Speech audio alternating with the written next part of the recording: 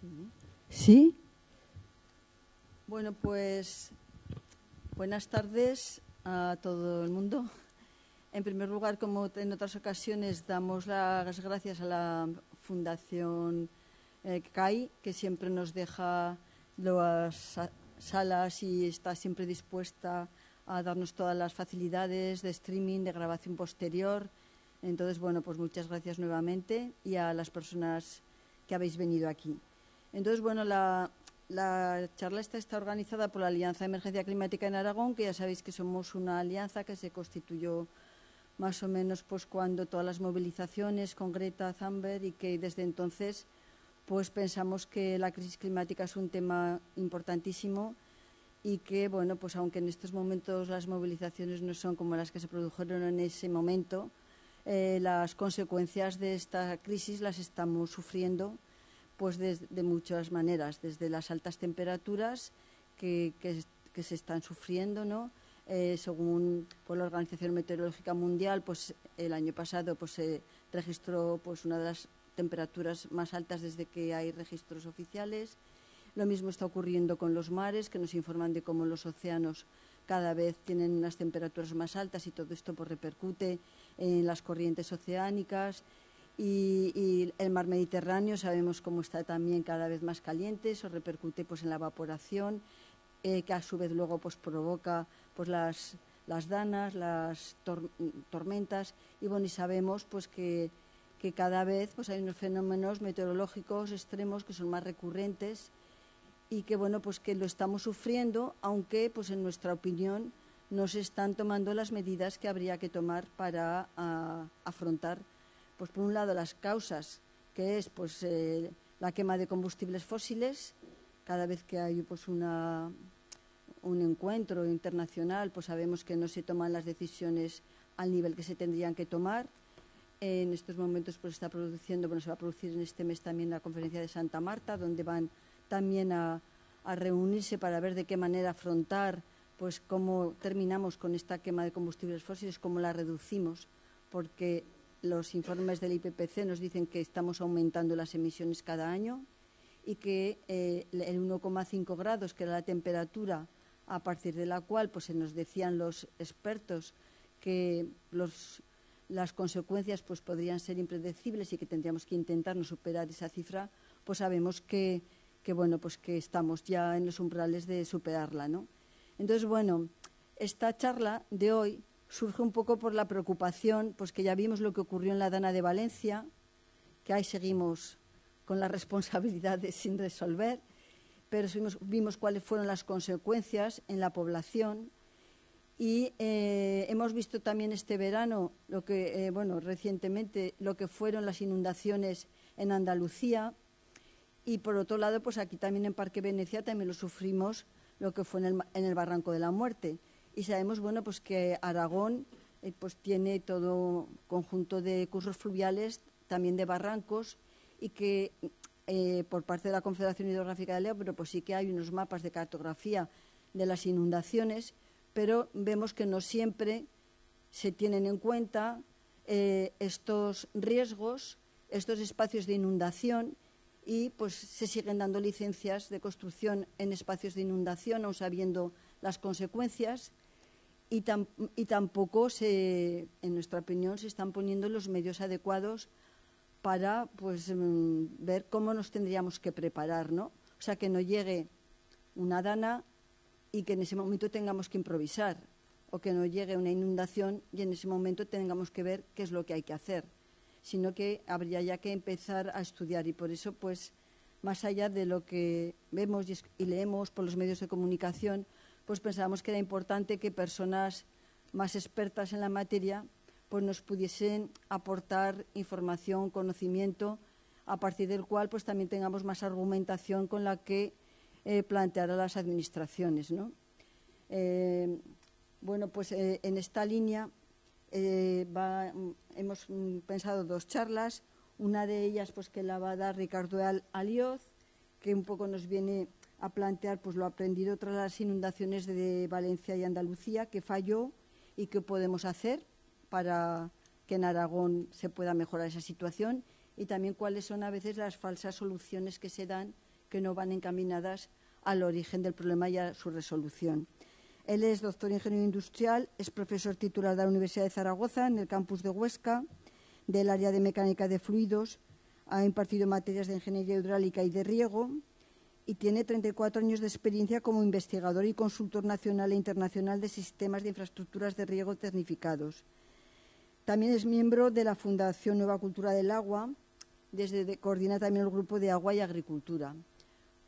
Porque bueno, es también uno de los aspectos que desde la Fundación Nueva Cultura del Agua pues se trabaja bastante en cuanto a ver cómo en una situación también de sequía en la que nos vamos a ver, cuáles son las soluciones para afrontar la escasez de agua. Y bueno, pues sobre este tema también ha habido mucho debate, qué modelo de riegos para afrontar estas situaciones. Entonces, bueno, él sobre todo se va a centrar en el aprendizaje de las inundaciones y también en qué medida las infraestructuras pueden evitar generar más infraestructuras que a veces se plantean, pues son la solución ante el cambio climático y los fenómenos meteorológicos extremos. Entonces, bueno, yo por mi parte pues agradecer a todo el mundo que estáis aquí y a partir de lo que nos digan pues podremos establecer un debate. Así que, bueno, luego, puedo presentar también a Carolina, pero le voy a presentar luego. Aquí a mi izquierda tengo a Carolina García. Ella es doctora en Ingeniería del Agua y Medio Ambiente, es técnica del H y se dedica a la conservación de cauces.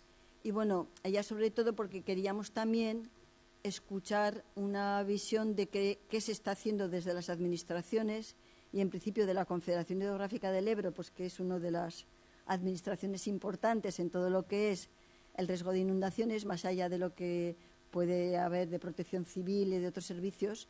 Entonces nos parecía importante que también nos explicasen qué se está haciendo a este nivel. Entonces, pues sabemos que está el proyecto Ebro Resilience, que lleva ya unos años, en donde se trabaja un poco de forma coordinada con los diferentes agentes que se encuentran en los espacios fluviales, ¿no?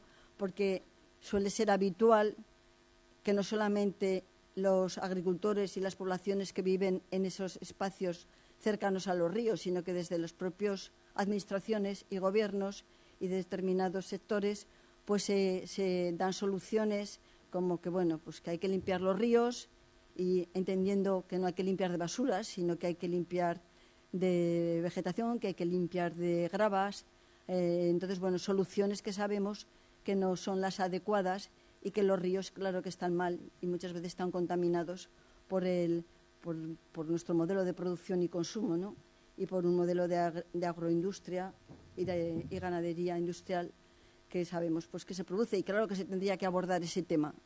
Pero para ver cómo abordar el tema de los riesgos de inundaciones o fenómenos meteorológicos extremos, pues las soluciones quizás están en otro lugar, en revisar y repensar qué hemos hecho en el pasado, hasta dónde nos hemos metido en el espacio que es del río y de qué manera entonces cuando el río viene con una crecida que por otro lado es necesaria, pero pues ocupa su seña de identidad, que es su espacio, ¿no?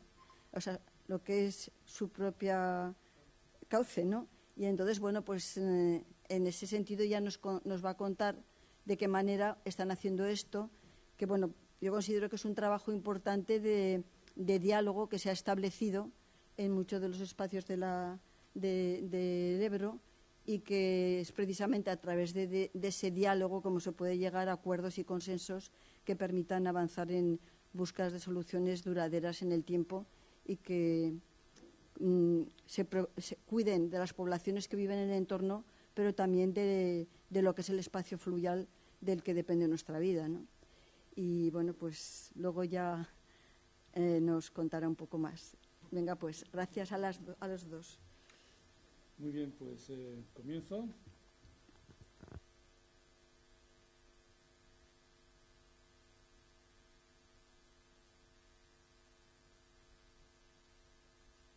Y reflexionar y actualizar toda una serie de informaciones que, como imagino que esta documentación, perdón, sí, así mejor, ¿se escucha? Sí. Imagino que la documentación PowerPoint lo voy a dejar a disposición de la organización para que lo comparta y lo podáis tener todos y todas. Si me faltarán cosas en el tintero que decir, pues entre la presentación, este documento que está en la nube y este otro que está en la Fundación, pues podéis profundizar y actualizar y completar aquellas cuestiones que no nos da tiempo a ver hoy. Entonces, el título ya lo ha comentado Olga y básicamente se trata de ver qué enseñanzas, al menos personalmente, qué enseñanzas he aprendido de la revisión de estos eventos y una pregunta que sería la que intentaremos responder al final, que sería si pueden las infraestructuras por sí solas evitar estas inundaciones en el contexto de cambio climático. Bien, entonces, desde la ingeniería hidráulica pues hemos considerado hasta ahora, tradicionalmente, que las inundaciones debidas a precipitaciones pueden ser controladas mediante infraestructuras. Mediante embalses que retienen caudales de avenida, que reciben financiación pública de hasta el 75% de su coste por este motivo, aunque luego el espacio que se queda libre para regular suele ser bastante menor, a veces el 5% solo. La canalización de los cauces en zonas urbanizadas y motas y barreras en el campo y también, aunque también esto lo propugnan sobre todo desde muchos medios políticos y de otro índole, pues la limpieza de cauces, que sería un eufemismo para indicar dragado y eliminación de vegetación y residuos. Mariano Mérida, aquí presente, escribió un magnífico artículo en Arainfo hace poco, entonces, por si no me da mucho tiempo de entrar en este tema, del cual daremos alguna pincelada, pues os recomiendo que lo leáis porque es definitivo. Empezando por el primer aspecto, diría que la infraestructura por antonomasia, que serían las presas, pues ha sido definida y todavía es definida hoy como una infraestructura que, además de proteger de las crecidas, pues a la vez que retiene el agua, pues ese agua pues se va a utilizar posteriormente para todo tipo de usos, con lo cual es un doble uso perfecto, ¿no? Y aquí algunos agentes que se manifiestan pues escépticos con el cambio climático, pues cuando les viene bien, pues lo utilizan para decir que efectivamente las presas y el aumento de su número y volumen, pues es una medida ideal para combatir los efectos del cambio climático, porque va a haber cada vez sequías más extremas, más agua que tenemos que almacenar y cada vez más inundaciones, pues más volumen de reserva necesitaremos. La cuestión es que estos planteamientos, estas líneas de defensa, pues que han provocado pues una confianza en generar, en expandir la construcción y los usos del suelo en los entornos de ríos y barrancos, como por ejemplo vemos en este caso paradigmático, que es el pueblo de Covisa, en Toledo, en el año 56, tenía un núcleo urbano muy pequeñito, y aquí se ve la traza de un arroyo, de un pequeño río, de un cauce intermitente, que tiene su vega, su llanura de inundación. Este es el aspecto que tenía en 2010. Después de la burbuja inmobiliaria, todo esto se urbanizó, y aquí vemos ese trazado sinuoso que corresponde con esto que se aprecia acá. La cuestión es que numerosos eventos del pasado ya han mostrado las vulnerabilidades ciertas de esta estrategia. Por ejemplo, en el caso de las canalizaciones. Aquí se ve un detalle adicional de esta zona curvada, donde vemos en Google Maps que pone arroyo, no sé qué pone aquí, arroyo de no sé qué. ¿Dónde está el arroyo? Pues eso. ¿Y dónde está el arroyo? Pues el arroyo está soterrado. Hacia un entubamiento, y no es que se haya ocupado la zona de llanura de inundación, es que el propio cauce está ocupado porque hay un soterramiento. Para recordar que esto fue un río, pues aquí hay una calle que se llama calle Veguilla, que nos da una pista de lo que sucede. ¿Y qué puede salir mal? Pues que ya en el 2011, antes de que empezáramos a hablar de danas, que entonces eran gotas frías o de efectos de cambio climático, pues ya sucedían cosas como esta, esto del 2011. Son imágenes de la tarde de ayer. El agua 2023, 2021. Periódicamente encontramos que la calle Veguilla es eso, recurrentemente cada poco. Entonces sería un ejemplo paradigmático de cómo un proceso de ocupación total de un cauce pues, genera sistemáticamente unas, entre comillas, molestias que hacen inevitable la zona. Bien, no es el único caso, hay muchos más, pero como vamos a hablar de la Nada de Valencia, aquí tenemos en el pueblo de Utiel, uno de los que fue también muy castigado, como lo que era el paso del río por la ciudad, el río Magre, que vemos aquí, pues se canalizó y eso fue pues la oportunidad para edificar y urbanizar todo este conjunto. Esta canalización se suponía que iba a proteger las viviendas anexas, también fruto de este periodo de urbanización de los años 2000-2008, porque pongo el reloj para no excederme luego en el tiempo. Y estaba diseñado para lo que se pensaba que era el caudal de avenida razonable, pues 50 metros cúbicos por segundo. En la Dana pasaron aproximadamente 500, con lo cual este fue el resultado final. Podíamos pensar, bueno, pues hagamos una canalización para 500 metros cúbicos por segundo. Entonces la canalización tendría que tener un tamaño igual prácticamente al de la llanura de inundación, pues de aquí hasta aquí, con lo cual pues la urbanización tampoco existiría, ¿no? Este ejemplo, estos dos ejemplos claros, pues son un botón de muestra, pero vamos a trabajar juntamente con el caso de Valencia, pues el tren de borrascas de Andalucía, de enero a febrero del 2026, que actualmente ambos están atribuyendo al cambio climático, por aumento de las temperaturas extraordinarios tanto del mar Mediterráneo como del océano Atlántico y por debilitamiento del vértice polar que genera oscilaciones y provocó en el caso de la Dana pues una situación excepcional de una depresión aislada no recuerdo qué es, en altura, ¿no? Entonces, que antes era la gota fría, que sería este elemento que se ha desprendido y que junto con el mar Mediterráneo muy caliente, como gasolina permanente, provocó ese efecto muy rápido, sin medidas de protección y con daños cuantiosos materiales y personales. El tren de borrascas de Andalucía en enero, febrero, mes y pico, está relacionado también con estos fenómenos, debilitamiento del vórtice polar y bajada de las, de las borrascas a zonas no habituales y continuos pasos de borrascas que habitualmente van más hacia el norte. En este caso fue un fenómeno menos intenso, pero muy prolongado en el tiempo. Aquí sí que hubo medidas de protección y no hubo víctimas, salvo una, y los daños materiales no se pudieron evitar. Bien, esto lo voy a obviar. Vayamos con el primer aspecto de medida de infraestructura que se plantea, que es los embalses. Entonces, los embalses efectivamente, sabemos todos que son medidas de protección, pero tienen algunas medidas, algunas limitaciones. No voy a explicar qué es un embalse porque todo el mundo lo conoce. Suelen tener capacidades de almacenamiento mayores de 1 hectómetro cúbico, alturas entre 30 y hasta 300 metros en algunos casos, y un nivel amplio desde los niveles mínimos y máximos que habitualmente se desaguan a través de compuertas de fondo para los usos habituales.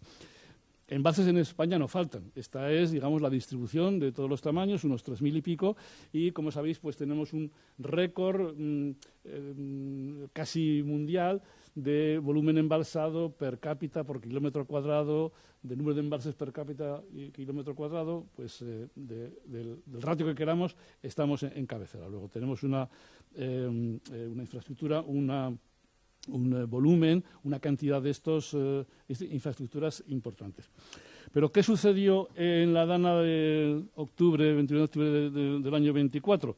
Bueno, pues aquí tenéis lo que es un mapa sintético de la cuenca del Turia, con la ciudad de Valencia, de la cuenca del Magre, que desemboca aquí en Cullera, y a su vez en el Júcar, y de la famosa, desgraciadamente, Rambla del Pollo, que es una pequeña cuenca, muy pequeñita, situada aquí, y donde cayó lo gordo de la precipitación. Vemos que fue la zona más intensa. ¿Había aquí embalses? Sí, claro que había embalses. Estos triangulitos que veis por aquí. Pero todos estos embalses están aguas arriba de donde le dio a la precipitación por caer. Es decir, llovió mal. Llovió mal. Entonces, en este caso, encontramos que el núcleo esencial de la precipitación, con 150 hectómetros cúbicos, cayó en la Rambla del Pollo y, desde luego, aguas abajo de los embalses que existían, que además pertenecen a otra cuenca. En esta cuenca no había ningún embalse. También hubo una precipitación, pero mucho menos intensa. En total, aguas arriba unos 76 hectómetros cúbicos y aguas abajo de los embalses pues unos 53, en la cuenca del Turia. Esa cuenca también recibió precipitaciones, pero de menos intensidad. Y finalmente la cuenca del Magro, que la que vemos aquí, con el único embalse cercano de la cuenca, que es el de Forata en este punto, pues recibió precipitaciones de 400 hectómetros cúbicos. este embalse de aquí veremos que se ha hecho famoso, tenía una capacidad de 37, se llenó inmediatamente y desbordó pues prácticamente, no desbordó por el canto de un duro. La cuestión es que esta situación podía indicar, bueno, pues entonces que no hay embalses suficientes. ¿Por qué no se han construido aquí embalses en esta zona para retener el agua si era tan potencialmente peligrosa? Bueno, pues porque esta cuenca es una cuenca pequeña que tiene apenas 50 kilómetros de longitud, 13 de anchura, no tiene una cabecera digna, tiene, digamos, una zona montañosa, pero, digamos, de muy baja cota y limitada, y es plana como la palma de la mano. Entonces, ahí no se pueden construir embalses. No es por cuestión ambiental, no por cuestión económica, porque es que no hay dónde construirlo. Es decir, un embalse requiere una cerrada, una geología, una situación especial, ¿no? No en todo lugar se puede construir un embalse. Había previsto en los planes hidrológicos en Cheste un embalse de 8 hectómetros cúbicos, pero cuando por aquí pasaron 150 hectómetros cúbicos, todo el mundo se puede imaginar que si hubiera estado construido no hubiera servido de nada o podría haberse desbordado, como veremos, y agravar la situación. En consecuencia, un embalse no puede construirse en cualquier lugar y de cualquier tamaño porque hay limitaciones. Por supuesto, las limitaciones ambientales, sociológicas, económicas, de las cuales en esta presentación voy a prescindir, no porque no sean importantes o no crea en ellas, sino porque simplemente desde un punto de vista técnico-económico vamos a ver que tenemos limitaciones e imposibilidades de encajar según qué eventos.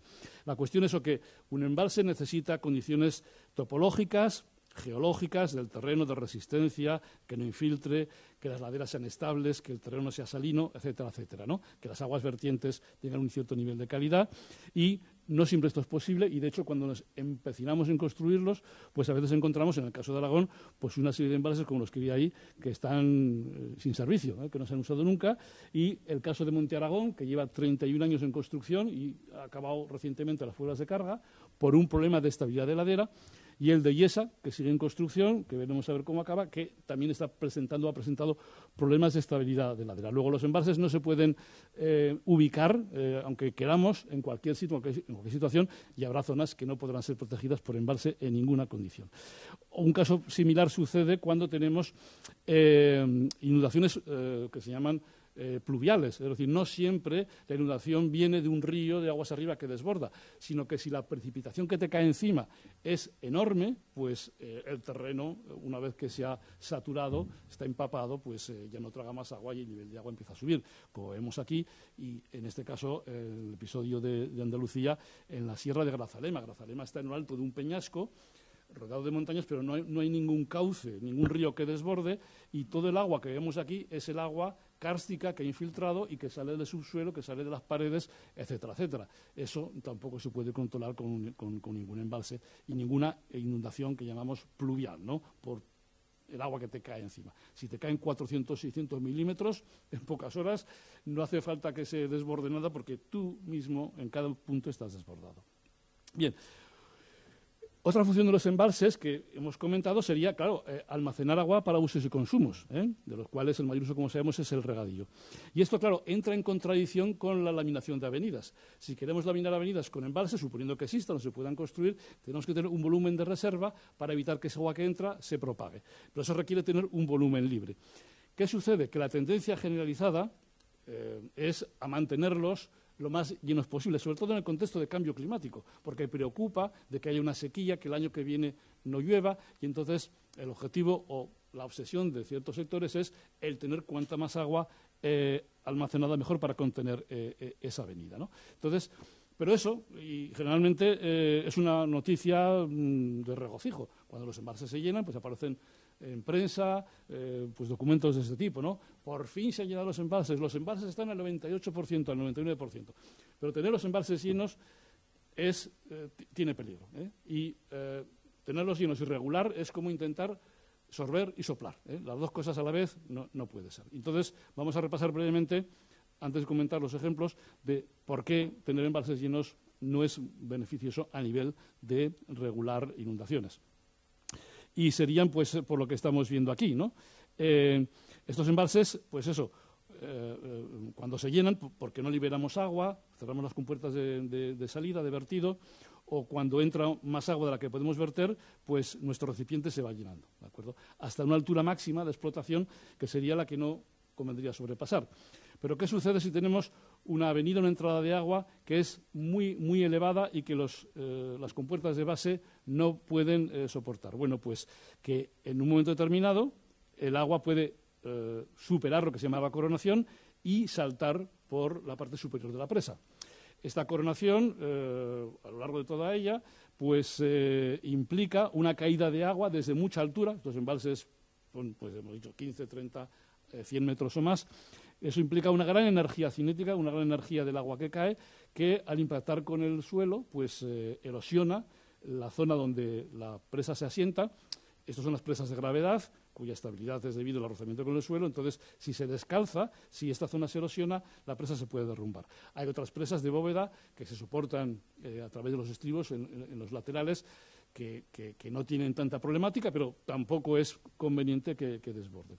Esta situación es potencialmente catastrófica y para evitarla generalmente, obligatoriamente, hay unos dispositivos que son los aliviaderos. Entonces, los aliviaderos básicamente serían pues compuertas situadas en la parte superior para que cuando el nivel es excesivo, alcanza el máximo, estas compuertas, estos aliviaderos se abran y caiga el agua, pero a través de unas zonas controladas, unas zonas reforzadas donde la erosión del agua está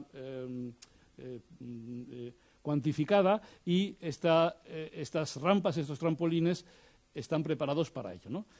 Sin embargo, aquí, cuando tenemos un desbordamiento a través de toda la coronación, pues la erosión que se produce es tremenda y puede destruir la presa. No en este caso, como estamos viendo aquí, porque es una presa de pequeño tamaño, además construida pues en los siglos XVI o XVII, hecha a base de mampostería, de rocas como las pirámides, y esta presa por la altura y por la configuración es indestructible. Pero este sería un desbordamiento incontrolado por la coronación, porque los aliviaderos o no se han abierto o no han sido capaces de expulsar tanta agua como entraba, ¿no? Y el aliviadero entonces es un mecanismo de seguridad, y aquí vemos el ejemplo de una de estas presas del evento de Andalucía que tuvo que desaguar de emergencia por los aliviaderos. La presa está aquí, estos son 80 metros de desnivel, y el aliviadero se encuentra en esta zona que solo tiene 10 o 12 metros. Pero a pesar de soltar el agua, digamos, desde 10 o 12 metros, podéis apreciar, digo yo, se debería poder apreciar, bueno, ahora sí, la fuerza erosiva, destructiva del agua saltando un de 10 metros, desaguando de forma, entre comillas, controlada por donde debe, por una línea. Que se aprecia perfectamente. Esto es como quedó esta zona después del alivio, es totalmente erosionada, y si hacemos un zoom veremos que el propio elevadero está a punto de descalzarse, a punto de colapsar también. Bueno, como había soltado ya el agua correspondiente, no había sido mucho problema, pero esto sucede en la presa principal, imaginaros las consecuencias.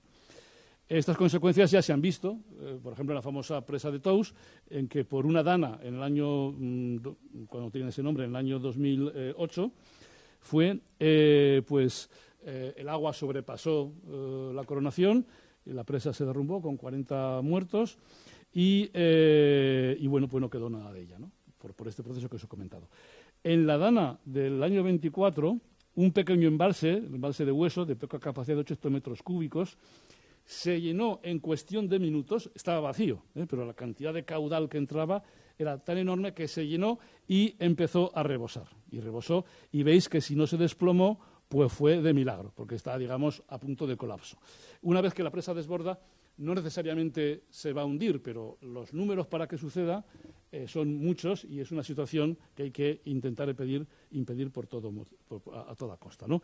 Solo eran, entre comillas, 8 hectómetros cúbicos, pero había una población aguas abajo que podría haber sido afectada ante el derrumbe de este sistema.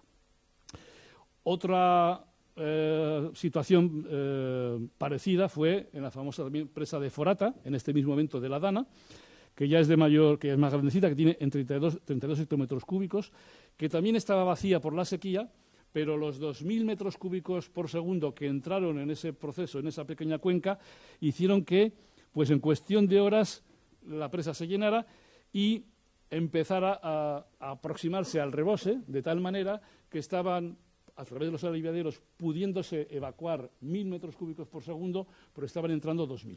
Entonces, la situación fue crítica y, de hecho, parece ser que la Confederación Hidrográfica, en ese caso del Júcar, estaba ya a punto, y fue uno de los elementos de discusión y que están judicializados, ¿no? Si hubo alarma o no alarma, si no se estuvo demasiado pendiente de la presa y no del arroyo del Pollo. La cuestión es que estuvo a punto de declararse nivel de emergencia 3, que es el máximo que existe, que significa que la presa puede empezar a rebosar y a partir de ahí romperse en cualquier momento, ¿no? No se llegó a ese nivel, pero, digamos, in extremis.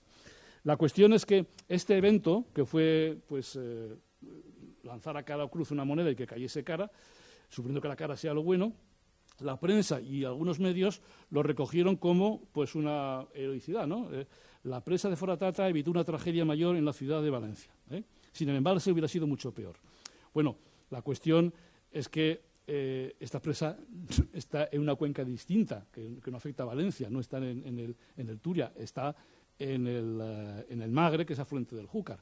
Entonces, que la prensa local, porque esto no es la prensa madrileña, que la prensa local atribuya este tipo de procedimientos mágicos de una presa que está en una cuenca, libere de inundaciones a otra, es paradigmático, y también un elemento de agente bipolar, porque en otros contextos, estos mismos agentes, cuando se trata en un momento determinado de criticar a la administración, pues están argumentando que la presa de Forata, pues estaba mal mantenida, estuvo a punto de romperse. Entonces los mismos agentes unos días te asustan por ese peligro de rotura, como sin pudor, al día siguiente comentan que, bueno, gracias a este elemento se evitaron males mayores. Hombre, algo dulcificó, pero desde luego, teniendo una capacidad de 37 hectómetros cúbicos en una inundación que fueron 400, pues el efecto laminador fue modesto y el potencial efecto de rotura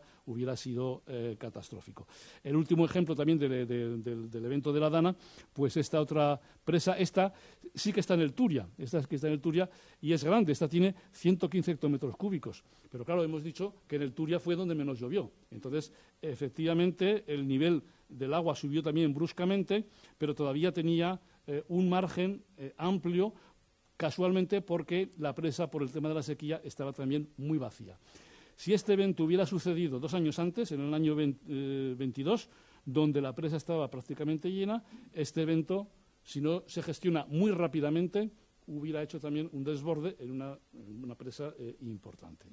Con lo cual, estamos viendo que tenemos un efecto que llamamos escudo roto.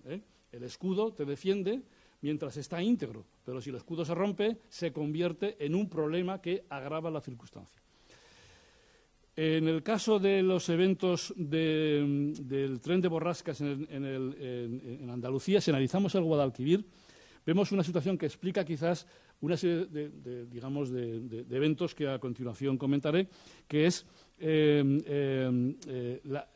la evolución del agua embalsada en la cuenca del Guadalquivir, el histórico desde los años 90.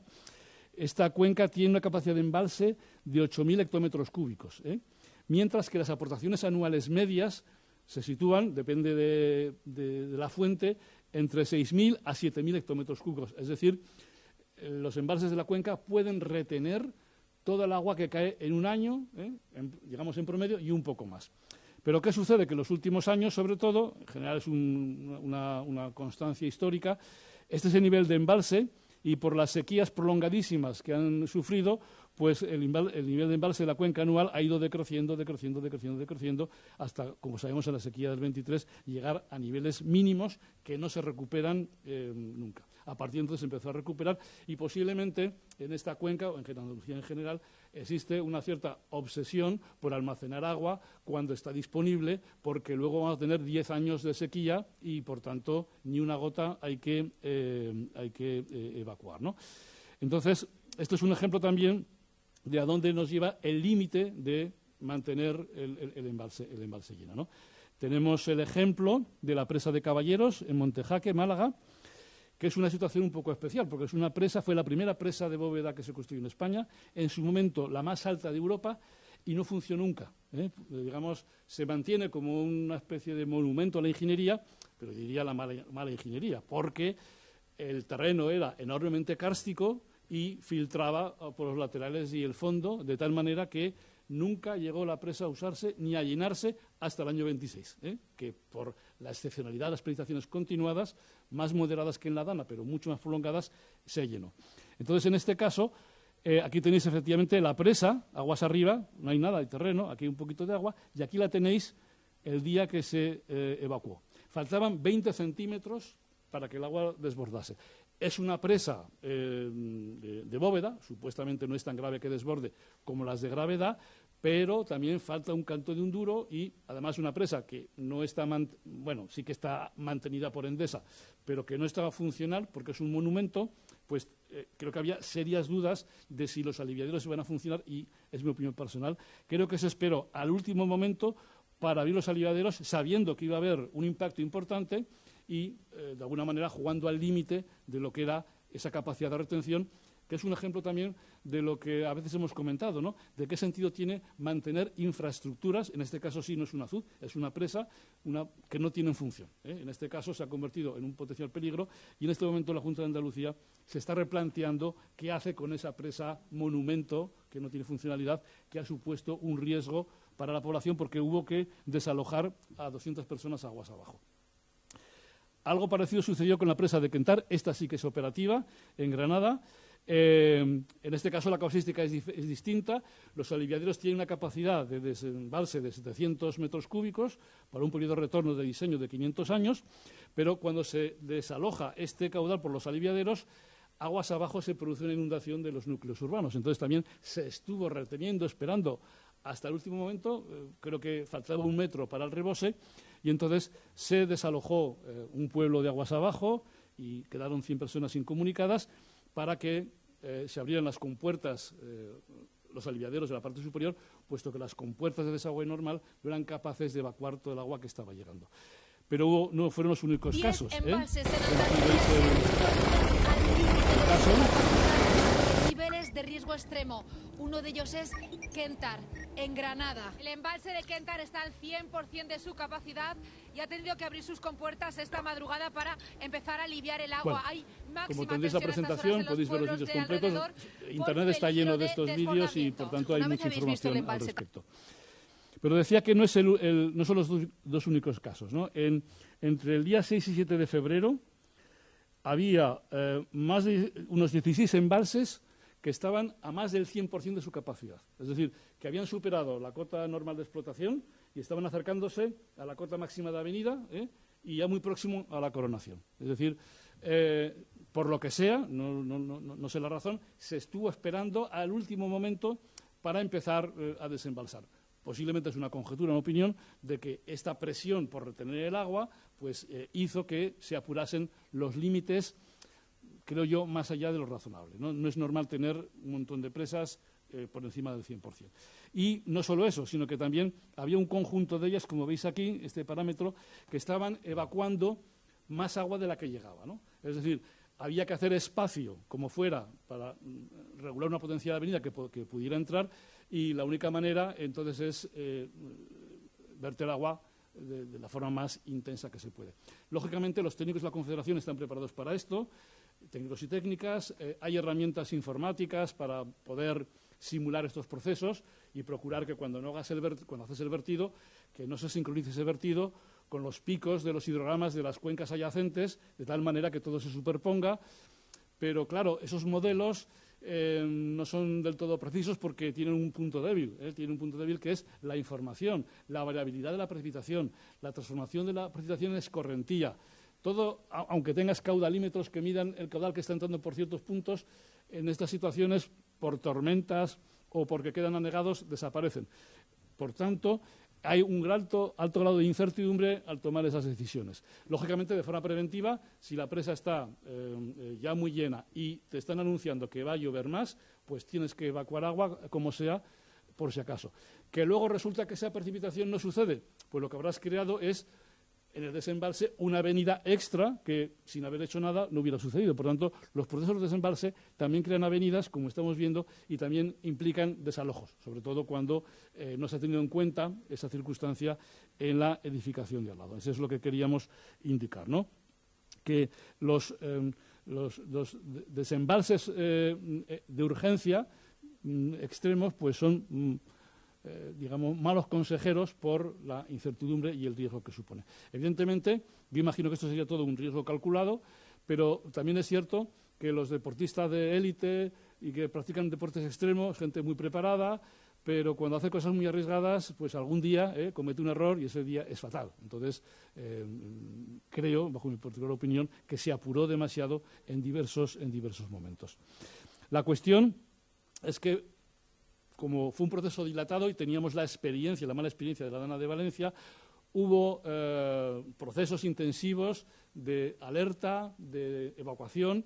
Solo hubo que lamentar una pérdida de una vida humana, pero hubo, según se lee en la prensa, hasta 11.000 evacuados en diversos momentos y los daños materiales se produjeron. No hubo pérdidas de vidas humanas, afortunadamente, pero los daños ahí están. Hay una cierta también incertidumbre sobre cuáles son estas pérdidas, ¿no? Porque en las comunidades regantes hablaban de 50 millones de indemnizaciones pérdidas en cultivos, de otros 40 millones en infraestructuras, pero aquí el mundo hablaba en total de 4.000 millones de pérdidas en total, ¿no? Esa cifra no sé si será correcta o no, pero quiero indicar que a pesar de todo el esfuerzo de la eliminación, a pesar de la cantidad de presas que existían, los daños materiales ahí estuvieron y si no hubo daños o pérdidas de vidas humanas es porque se actuó de forma preventiva a través de protección civil, ejército, policía, etcétera, etcétera. Bien, esto además nos introduce en una incertidumbre, en un tema que nos debe no preocupar, pero sí nos debe hacer pensar. Y es que todos estos sistemas de seguridad, todas estas canalizaciones que hemos diseñado en el pasado, las hemos diseñado pensando que estarían capacitadas para evacuar un cierto volumen de agua, un cierto volumen de acuerdo a una precipitación histórica, a las series estadísticas históricas que tenemos. Pero si resulta que por el cambio climático estas precipitaciones y estos periodos de retorno se van, digamos, a intensificar, vamos a tener una precipitación mucho mayor de la prevista, resulta que nuestros dimensionados se nos van, lo estamos viendo, se nos están quedando insuficientes. Entonces, puede suceder que las presas cuyos aliviaderos se diseñaron hace 40 o 50 años o hace 20, sin considerar, porque no existía esa perspectiva del cambio climático, ahora, ante un caudal vitaminizado, por una precipitación intensa, extrema, no sean suficientes. Y además, esta posibilidad está agravada por el hecho de que no tenemos información, porque este proceso acaba de empezar, que es un proceso que no es estable, que está evolucionando, además, se agrava, que no existen unas técnicas fiables en las que nos podamos sentir cómodos, que aumentar el resguardo es lo primero que hay que hacer, es decir, pues en precaución de nuestra incertidumbre, en vez de tener un resguardo del 5%, tenemos que tener un resguardo pues mucho mayor, igual del 20 o del 25%, para cubrirnos de esta ignorancia. Y, finalmente, aunque queramos modificar y ampliar los aliviaderos y las compuertas, pues puede suceder que no sea posible. En muchas presas, como en nuestras casas, no podemos hacer cualquier reforma sin afectar a la estructura y en esos casos, pues, a ver qué hacemos. De hecho, el Ministerio está trabajando en ese tema desde hace varios años, por lo menos 3 o 4, todavía está en borradores, y está elaborando una guía metodológica precisamente para actualizar el cómputo de los caudales de avenida para presas, pero esa es la primera parte, determinar qué caudales podemos esperar en el futuro. Y la segunda parte, más complicada, es cómo vamos a contenerlos o a evacuarlos. Como estamos llegando al final del tiempo de intervención, me limitaré a decir 4 cuestiones relativas a la segunda limitación, que eran las canalizaciones, que es el segundo instrumento con el que tradicionalmente hemos contado para evitar o prevenir inundaciones. Desde luego, lo mismo que presas, canalizaciones no faltan en nuestro país, por todo el Levante y por toda la geografía española. Sabemos que tienen una serie de limitaciones, como acelerar el flujo, trasladar los daños aguas abajo. También tiene un cierto efecto escudo roto, porque si el agua salta de la canalización, pues no puede retornar al cauce cuando la inundación baja, o si el cauce se rompe por este desbordamiento, pues la inundación se extiende. Pero al margen de estos aspectos ya sabidos tradicionalmente, en el fenómeno de la Dana encontramos dos nuevos componentes que vemos que tienen importancia, ¿no?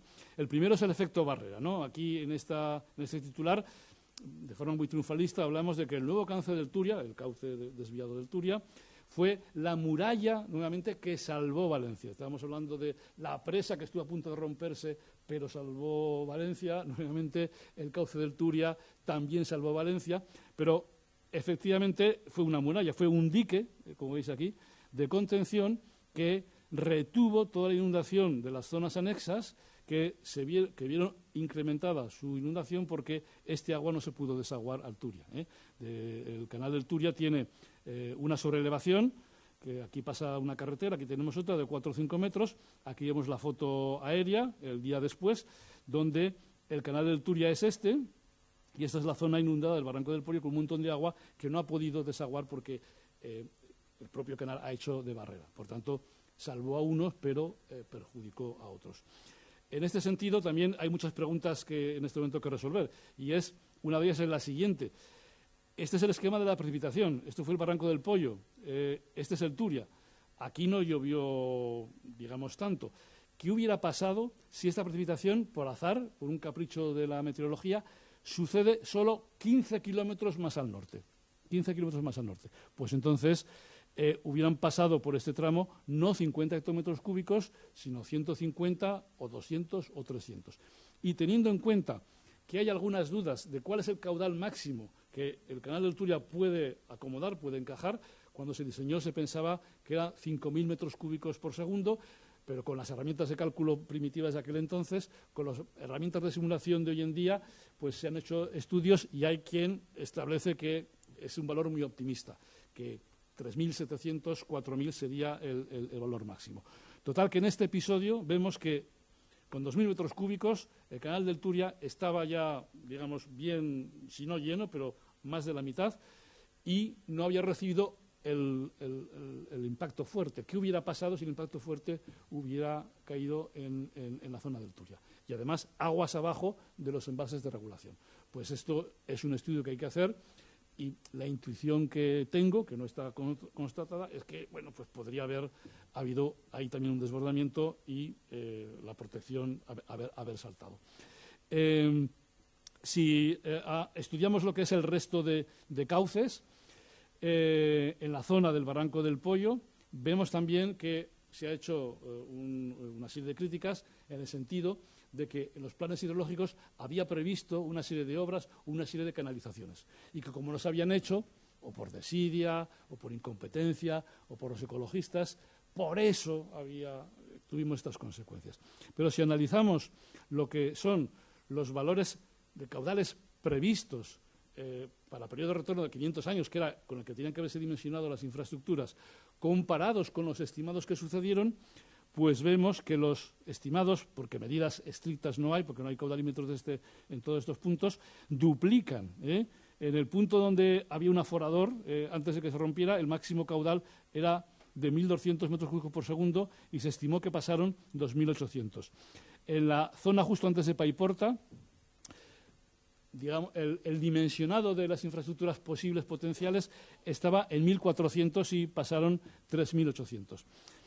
En fin, el detalle de qué obras estaban previstas no lo voy a desarrollar porque sería tedioso, ya no tenemos tiempo, pero simplemente indicaré que en la zona más afectada, la ciudad, digamos, que sería el epicentro del drama, Paiporta, ya se había construido una canalización de 800 metros cúbicos de capacidad para un periodo de retorno de 100 años. Pero se sabía que para un periodo de retorno de 500 años el caudal que pasaría por aquí no serían 800, sino que serían 1.400. Con lo cual, efectivamente, en los planes hidrológicos que luego se desecharon, había una canalización que sumaba 700, que más 800 da los 1.400, es una canalización que derivaba al Turia. Bueno, pues en el episodio de la del 24 estimamos que el caudal hubiera sido más del doble, 3.800. Es decir, aunque hubiera estado construida esta canalización y hubiera funcionado y no hubiera interferido con el Turia, el desbordamiento se hubiera producido también, no igual, pero también. Entonces, la cuestión que tenemos que plantearnos, y voy a ir acabando porque si no me voy a eternizar, algunas reflexiones más, pero podemos llevarlas al debate, es que para encajar ese caudal necesitaríamos construir una canalización del mismo tamaño aproximado que el canal del Turia. Entonces, ¿qué significa esto? Que para poder encajar las posibles inundaciones debido al cambio climático, somos capaces de construir canales como el del Turia, que fue la gran obra del franquismo, un proyecto más emblemático, cada 15 kilómetros. Cada 15 kilómetros un canal de 4.000 metros cúbicos, desde Gerona hasta Algeciras. ¿Hay recursos para eso? ¿Sería efectivo? Pues ahí dejo la pregunta. Creo que la razón es que no. Entonces, podemos pensar que si no podemos construir canales de ese tamaño, podemos hacer al menos algo más pequeños que encajarían en situaciones de menor intensidad y que en situaciones de este orden de magnitud algo aliviarían, pero también es discutible. El efecto escudo sucede. Una vez que la canalización desborda, entramos en terra incógnita. Aquí vemos los arrastres que se produjeron, los taponamientos por mobiliario, enseres, coches, que no hicieron sino expandir la inundación. Entonces, cuando el desborde sucede, no puedes decir que haya una repercusión lineal. Es decir, que si tú tienes una canalización que soporta hasta 1.000 metros cúbicos por segundo y luego te pasan 2.000, pues no puedes decir que es un alivio estrictamente porque has, digamos, evitado la mitad del caudal. Porque la cosa no es lineal. Una vez que te desborda, los mismos vehículos o elementos que han sido arrastrados pueden caer en el cauce, si hay mala suerte, y provocar el cierre del mismo. O, como vemos reflejado, aunque el volumen de inundación sea la mitad, cuando entra en un garaje o en una planta baja, da igual que el agua lleve a medio metro que llegue a 1 metro. El coche es siniestro total y el armario, aunque la parte de arriba no se haya mojado, también está para tirar. Por tanto, no hay una relación lineal y es una cuestión que tenemos que tener en cuenta. Bueno, hay más cosillas que comentar, por supuesto, pero como nos hemos comprometido, ya me he pasado en unos minutos a la media hora, las dejo, si acaso, para luego, para el turno de preguntas o de debate, y por ahora yo creo que hemos dado unas cuantas pinceladas de la incertidumbre o la inseguridad que genera el hecho de que las infraestructuras, como las hemos concebido tradicionalmente, no puedan ser suficientes para encajar los caudales que nos van a venir con efecto del cambio climático y que posiblemente necesitemos jugar con todas las barajas, porque estas cartas no van a ser suficientes, tendremos que utilizar otras cartas. Imagino que Carolina nos presentará otras soluciones complementarias, alternativas que podemos usar y finalmente, si hay tiempo, pues haremos una reflexión con todo ello. Pues muchas gracias.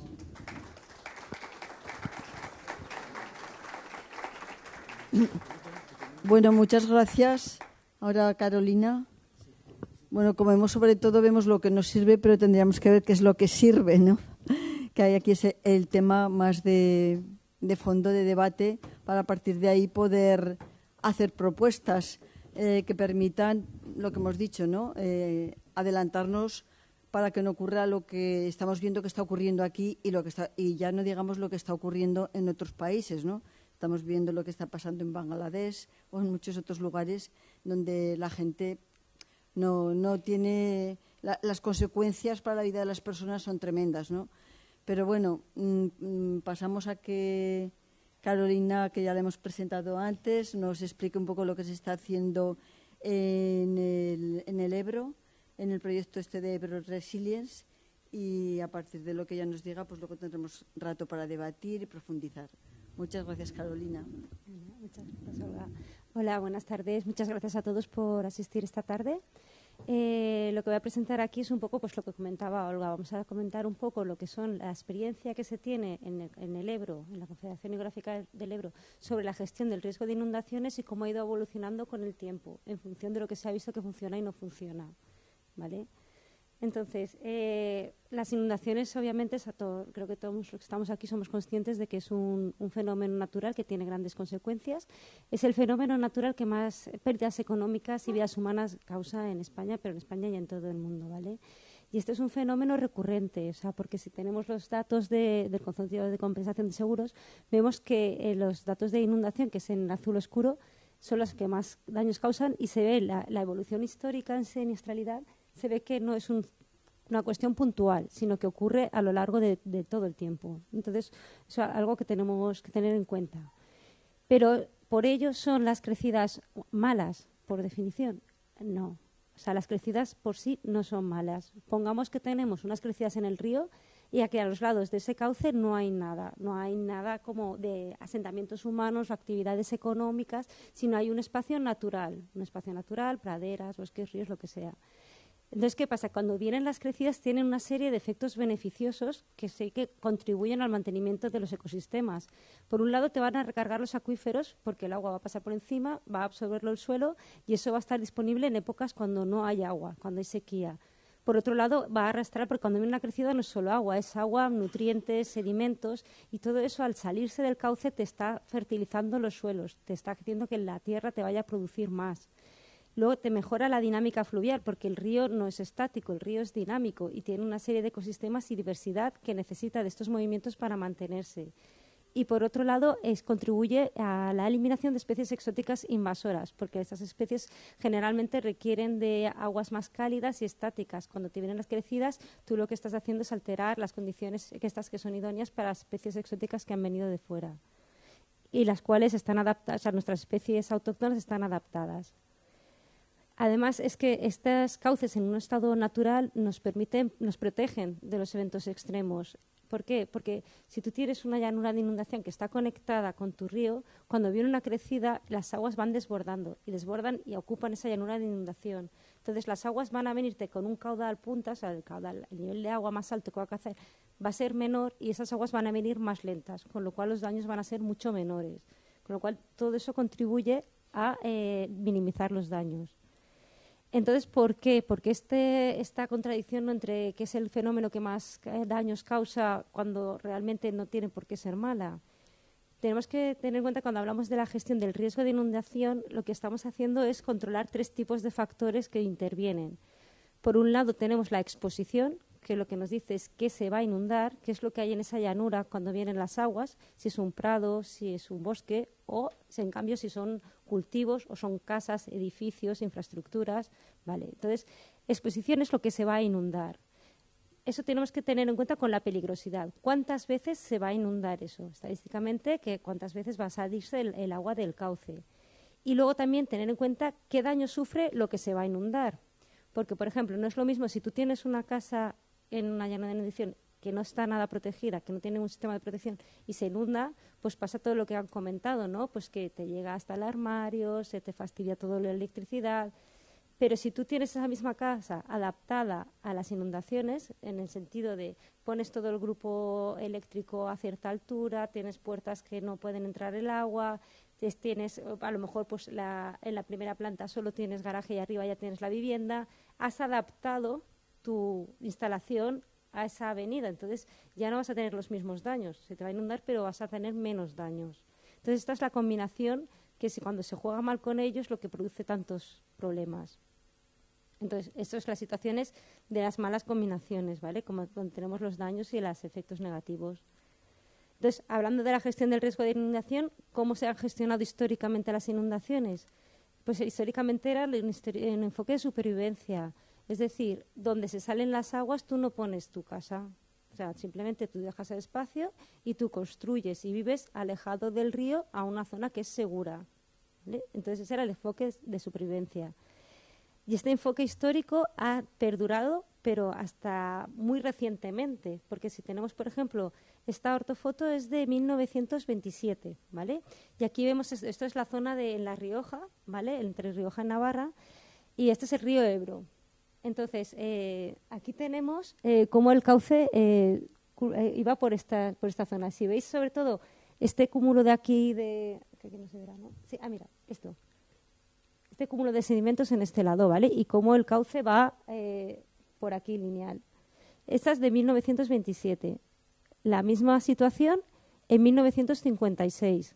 Fijaros cómo ha cambiado, cómo ha crecido toda esta tierra en este lado y se ha ido erosionando por el otro lado. Y esto era lo natural, lo normal, que se contempla hasta en el Código Civil, que se dice, los ríos son móviles y se van a mover de un lado a otro. Y contempla qué pasa con la tierra, qué pasa de un lado a otro. Y esto era algo habitual, ¿vale? Entonces, y estamos hablando hasta épocas recientes, realmente. Entonces, aprendía a convivir con el río y a dejarle su espacio y que el río se moviera. ¿Qué pasó con los años 60? En los años 60 de repente ya tenemos un desarrollo muy importante social, tenemos un desarrollo económico, tenemos un desarrollo del conocimiento, tenemos desarrollo tecnológico. Entonces llegamos a una fase de dominación, es decir, vamos a controlar las aguas para que no vayan por donde quieran y vamos a aprovechar ese control para ocupar esa llanura de inundación y a instalar actividades económicas que nos sean de provecho. Entonces, ese enfoque de control viene principalmente por la construcción de presas, que laminan ya las avenidas, y por las canalizaciones. Vamos a poner muros a los lados de los ríos que me protejan mis cultivos. Entonces, ya voy a hacer que el agua vaya entre estos muros y así ya puedo poner lo que yo quiero al otro lado. Entonces, esto es un ejemplo, ahí están en morado, son las canalizaciones que se realizaron en el tramo medio del Ebro, ¿vale? Y se ve cómo eso en morado son como motas, mazones, defensas, pero para que os hagáis una idea de la magnitud, abajo tenemos una foto y esos son camiones trabajando. O sea, fijaros, no son pequeñas elevaciones, son realmente muros muy grandes, ¿vale? Entonces, la idea era, porque empezó para proteger a las ciudades, pero luego se extendió y vamos a proteger todos los cultivos alrededor. ¿Qué pasó? Que esto se ha hecho de una forma sin orden ni organizada, sino yo tengo mi campo, pongo un muro de protección.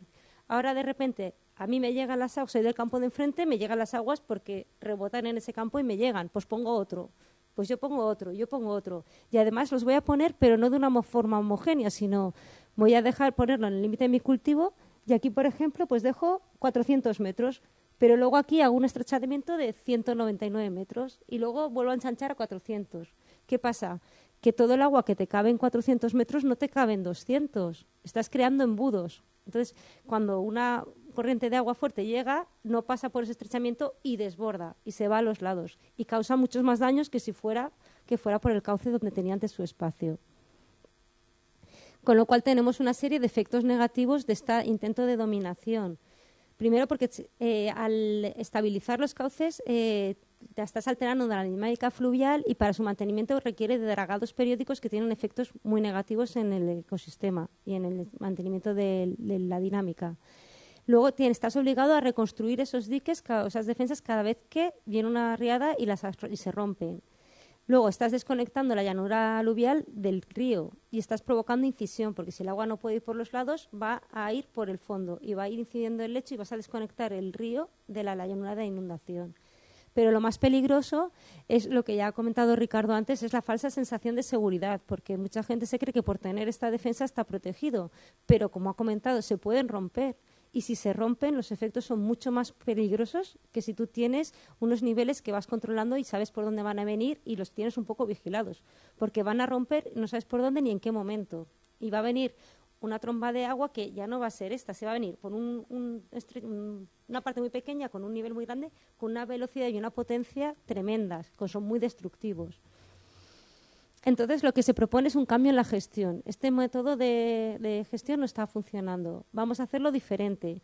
Y ahí es donde entramos con la estrategia Ebro Resilience, ¿vale? Entonces, lo que pretendemos es, no podemos volver al enfoque histórico de supervivencia porque esas llanuras ya han sido ocupadas y tenemos asentamientos humanos, tenemos actividades económicas que no nos permiten volver a esta situación inicial. Pero obviamente la situación que teníamos hasta ahora tampoco es válida porque nos está causando muchísimos daños y problemas de tener que hacer desalojos, inseguridades, tal. Ponemos un enfoque de gestión actual que es no devolver todo ese espacio original porque lamentablemente no se puede, pero tampoco dejarlo como lo estemos intentando en un sitio tan pequeño. Vamos a devolver todo el espacio que podamos al río. Donde se pueda se le va a devolver para que el agua vaya por donde tiene que ir. Entonces, es un poco visualmente sería el histórico de supervivencia, el nivel que alcanzaría las aguas si tiene toda su llanura de inundación, lo que se estaba pretendiendo con el enfoque tradicional, fijaros la altura que puede alcanzar las aguas, pues se pone en una situación intermedia. Vamos a dejarlo para que las aguas no suban tanto, puedan mantenerse en un nivel controlable. Esto es el objetivo de la estrategia AgroResilience, y lo que se trata es un poco de aplicar el plan de gestión de riesgos de inundaciones, pero combinado con la estrategia nacional de restauración de ríos en el tramo medio del río Ebro. Entonces, es un marco de colaboración entre administraciones, porque está la administración del Estado, está en las administraciones autonómicas, y luego se intenta colaborar en todo momento con los municipales. Y luego se intenta implicar a la sociedad, que sea la participación activa y real en todas las fases del proyecto, y de la estrategia. En este caso, en la estrategia, el acuerdo se firmó entre la Confederación Hidrográfica del Ebro con el Ministerio de Medio Ambiente y las comunidades autónomas de La Rioja, Navarra y Aragón, que son las más afectadas por las inundaciones, que son recurrentes en el tramo medio del Ebro. ¿Qué es lo que queremos? Es un marco de colaboración para trabajar todos juntos de forma solidaria y coordinada en la gestión del riesgo de inundación. La misión es reducir el impacto de las inundaciones y mejorar el estado, a la vez que mejoras el estado ecológico de los ríos, toda la vez, ¿vale? Y que la población tenga una mejor respuesta ante estos fenómenos de inundación. Entonces, con el objetivo, la visión a futuro es que las actividades económicas y los núcleos de población convivan con un río Ebro que esté en buen estado y sin que las inevitables crecidas produzcan daños significativos, porque una de las visiones que tenemos que tener clara es que siempre va a venir una crecida que va a desbordar y nos va a afectar. Entonces, es un fenómeno natural inevitable. Para aplicarlo, lo que se ha hecho es el tramo medio del Ebro, que es el más afectado, que va de Logroño hasta La Zaida, 325 kilómetros, dividirlo en tramos y poner medidas específicas para uno de esos tramos. Se ha dividido en 18 tramos y se proponen medidas para cada uno de esos 18 tramos. En el caso, uno de los más conflictivos por donde se ha empezado es la confluencia del río Ebro con el Aragón, ¿vale? Que es donde se juntan caudales muy importantes y hay muchos daños por inundaciones. Esto está en La Rioja y Navarra. Entonces, en este punto tan importante, donde viene mucha afluencia de caudales, lo que ha pasado es que se ha canalizado. ¿Veis? Tenemos todas estas defensas y han dejado muy poco espacio para el río. Entonces, lo que se está intentando es todos esos puntitos que están marcados en blanco son meandros o espacios que se quiere recuperar para el río, reconectar con el río, ¿vale? Entonces, aquí veis, por ejemplo, uno de los ejemplos de actuaciones en las que una de estas defensas se está retranqueando, es decir, vamos a quitarla tan cerca del río, que se está quitando con las máquinas, y se va a poner más alejada para devolver todo ese espacio a las aguas, para que el río pueda funcionar.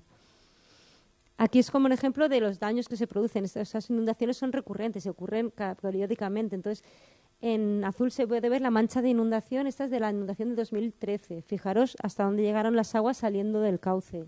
Pero esto ocurre en el 2013, en el 2015, en el 2018 y en el 2021 también volvió a ocurrir. O sea, son recurrentes y periódicas. Entonces, tenemos un montón de herramientas disponibles para gestionar los riesgos de inundaciones, ¿vale? No hay una única medida que nos sirva para todo. Por eso es por lo que se ha dividido el tramo el cauce en 18 tramos y se toman medidas específicas para cada una de ellas. ¿Por qué solución se opta fundamentalmente? Por soluciones basadas en la naturaleza. Medidas naturales de retención del agua. Es decir, vamos a intentar no hacer infraestructura gris, sino que sea el propio medio ambiente la que nos ayude a retener y laminar las avenidas. Entonces, ¿qué medidas fundamentales aplicamos? Primero es devolver el espacio al río, vamos a recuperar esa llanura de inundación y vamos a reconectar meandros con el cauce. Vamos a hacer una reconexión de los meandros y recuperar brazos que estuvieran perdidos, ¿vale? Entonces, lo vamos a hacer a lo largo de todo el tramo para que los efectos no sean de una forma puntual en un sitio, sino que sea a lo largo de todo el tramo. Vamos a hacer que esos efectos beneficiosos de solución basada en naturaleza afecte linealmente a toda la zona que está con peligro de inundación, con riesgos de inundación. En esta gráfica, en esta imagen, veis en color azul los números son los meandros o zonas que ya se han reconectado con el río, en los que ya se ha actuado y ya se ha conseguido devolver ese espacio fluvial. Y en amarillo son las que estamos actuando, las próximas a actuar, ¿vale? Y todavía quedarían las blancas, que son las siguientes que se quiere seguir trabajando. Voy a poner un ejemplo, que esto es lo que se ha hecho, estamos trabajando ahora con el Life Ebro Resilience P1, que es el proyecto que nos ha financiado la Unión Europea para contribuir a la implementación de estas medidas. Estamos en colaboración con 7 socios, incluyendo todas las comunidades autónomas que he mencionado antes y Traxa y Traxatec, y el Gobierno Ambiental Gestión Ambiental de Navarra y el Instituto Aragonés del Agua. Y entonces aquí se han hecho ya actuaciones en los de los puntos y queda pendiente uno. En el meandro 5 lo que se ha hecho es el Soto de Alfaro, se había quedado desconectado del río porque en esta zona inicial, aquí, se había hecho una extracción de grava, se había hecho extracciones de grava y se habían dejado depositado el material formando un muro que está sobreelevado respecto del cauce, con lo cual las aguas que antes fluían de forma natural a lo largo de todo este meandro encontraban aquí una sobreelevación que les forzaba a dar toda la vuelta, ¿vale? Y que por eso esta zona está carente de vegetación. Entonces lo que se ha hecho ha sido recuperar los trazados por los que antiguamente pasaban las aguas. En naranja se ha tenido que hacer una reapertura de cauce son como cribado del suelo y como canales, pero muy tendidos, muy naturalizados, que visualmente no son perceptibles, en los que sí que consigues que haces que el agua pase con menos caudal. Y en las zonas azules, donde ya está la vegetación, lo que se hacía era abrir canales entre la vegetación, pasos, porque ahí se habían probado tapones de vegetación, de residuos, quitar toda la basura que quedaba acumulada. Y entonces esta actuación se ha terminado y esta es ya un efecto de cómo entró en funcionamiento. Se ve que con esta crecida de 1.600 metros cúbicos por segundo, las aguas ya usaban los brazos que se habían abierto y este meandro estaba reconectado con el río. Este es el siguiente meandro, que era el número 6, que es el meandro de la Roza, y aquí la actuación era un poco diferente. Aquí todo el meandro estaba ocupado por unos cultivos, eran cultivos de perales y una chopera productiva. Y habían construido una defensa que daba toda la vuelta, que forzaba las aguas a dar todo el perímetro y taponaba. Este es un puente de ferrocarril que tenía 15 ojos, pues 10 de los 15 ojos estaban taponados por esta defensa. Entonces, claro, no era funcional y siempre se desbordaba por este punto. Lo que se ha hecho, quitar esta defensa y ponerla más atrás, devolverle este espacio al río, que aquí parece una imagen normal, pero es que son 22 hectáreas, para que os hagáis una idea, son como 22 campos de fútbol, lo que se ha devuelto de espacio al río. Se quitó todo lo que eran cultivos y se ha puesto una restauración de hábitat con especies autóctonas de fluvial. Y luego lo que se hizo, porque como contaba, el problema de incisión, al estar tan encajonado, el lecho del río va hacia abajo, se desconecta del meandro. Entonces, para facilitar que el agua pueda recuperar ese meandro con menos caudal, se hace el cauce de alivio, cauce de aguas altas. Entonces, con el cauce, cuando viene crecido, las aguas pasan por aquí y riegan el canal. Y se aprovechó para crear un humedal, porque era importante para el bisón europeo, que está en esta zona. Entonces, la foto de arriba es como era antes, en meandro, y la foto de abajo es cómo quedó después de las actuaciones. Y fijaros la velocidad de recuperación, porque las actuaciones acabaron a principios del año del 24 y lo rápido que renaturaliza un río el espacio. Justo nada más acabar las actuaciones, fue la casualidad de que vino una crecida con un caudal punta que estaba como era cercano al de diseño, y pudimos ver cómo todas las actuaciones que se habían planteado funcionaron perfectamente. Conseguimos que el agua pasara por donde se había planificado y no desbordara y afectara a los campos colindantes. Y por fin los 15 ojos del puente volvieron a estar abiertos. Eso se usó en la zona 1, es la aplicación de soluciones basadas en naturaleza. Ahora voy a poner otro ejemplo de lo que se está haciendo cuando no podemos aplicar soluciones basadas en naturaleza. ¿Por qué? Porque las repercusiones económicas o sociales son demasiado grandes o porque no es factible por las condiciones de estado de degradación que tiene el cauce. Entonces, voy a poner el ejemplo de lo que se está haciendo en Osera de Ebro y Fuentes de Ebro, ¿vale? Aquí tenemos el mismo problema que antes, cauces muy estrechos y además poco homogéneos, que tenemos zonas en las que el cauce mide 380 metros, luego 170, 600, 160, efecto embudo. ¿Esto qué es lo que pasa? Desbordamientos, como hemos dicho antes, desbordamientos, roturas de las defensas y además el agua sale, ¿vale? Y en muchos sitios el muro se mantiene y no puede volver, no puede retornar al río, con lo cual los terrenos quedan inundados mucho tiempo y quedan inoperativos mucho tiempo.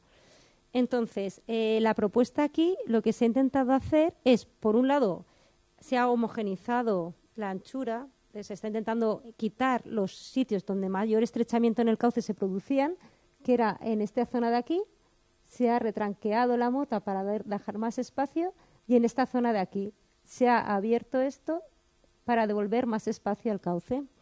Esas dos actuaciones ya se han ejecutado y se ha devuelto cauce al río. Pero lo más novedoso del asunto era adaptar los campos que se inundaban y que siempre estaban inundando a estas inundaciones. Cuando viene una crecida, las que vemos, los daños se causan principalmente por dos factores. Es por la velocidad con la que viene el agua, porque arrasa con todo. Entonces, lo de las máximas pérdidas es la pérdida del suelo agrícola, que es muy valioso, pero también te rompe las infraestructuras, te rompe las defensas, arrastra el cultivo. Entonces, la velocidad del cauce del agua es uno de los factores más limitantes.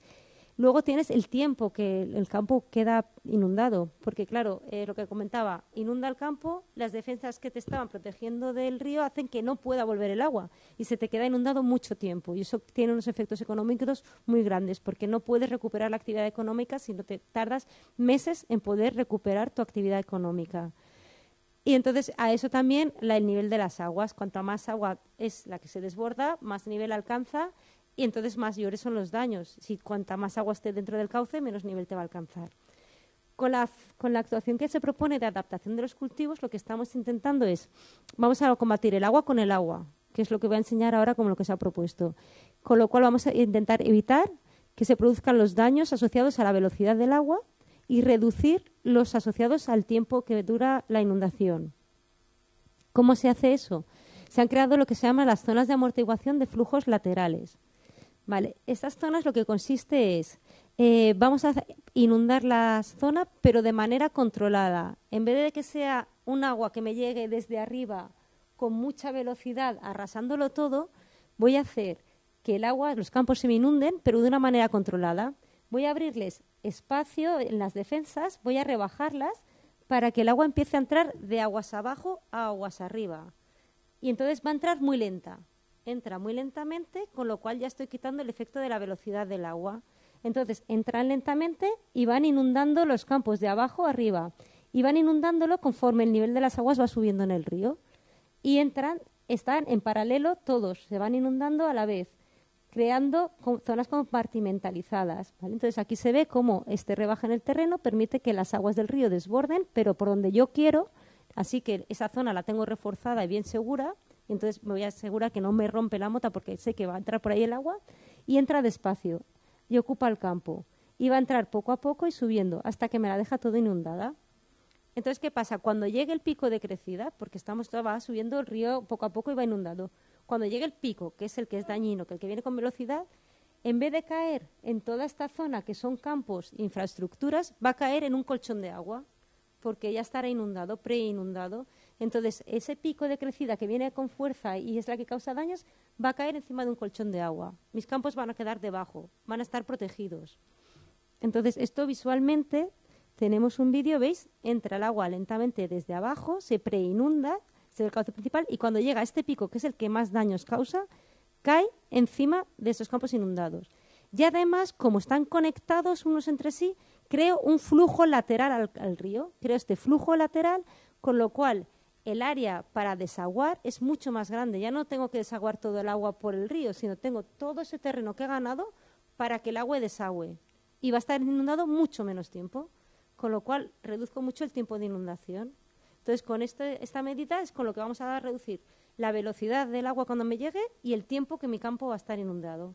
Porque estos mismos rebajes que hemos visto antes, estos mismos rebajes me van a servir para desaguar el campo cuando el nivel del agua baje. Se crean unas infraestructuras, unas clapetas, que se abren automáticamente cuando el agua baja y me desaguan. Entonces ya no tengo ese problema de que se me quede ahí retenida el agua. Vale, entonces esto ya está en marcha. Lo primero que se ha hecho ha sido la adaptación de los cultivos. Lo que se ha hecho es alejar, estos son los sistemas de riego que estaban pegados al cauce, se han alejado y se han puesto soterrados para cuando el agua salga ya no se lleve los sistemas de riego. Y luego ya se ha hecho la devolución del espacio al río. Esta es la mota como estaba antes, esta es la defensa retranqueada que está aquí ahora y se está compartimentalizando. Ahora estamos en esa fase, nivelando los caminos y nivelando los campos para que se vayan inundando poco a poco y separados entre ellos. ¿vale? Entonces, esto es muestran cómo se están integrando las tuberías y nivelando los terrenos. Esta sería la zona de inundación 10 y esta es la 11, ¿vale?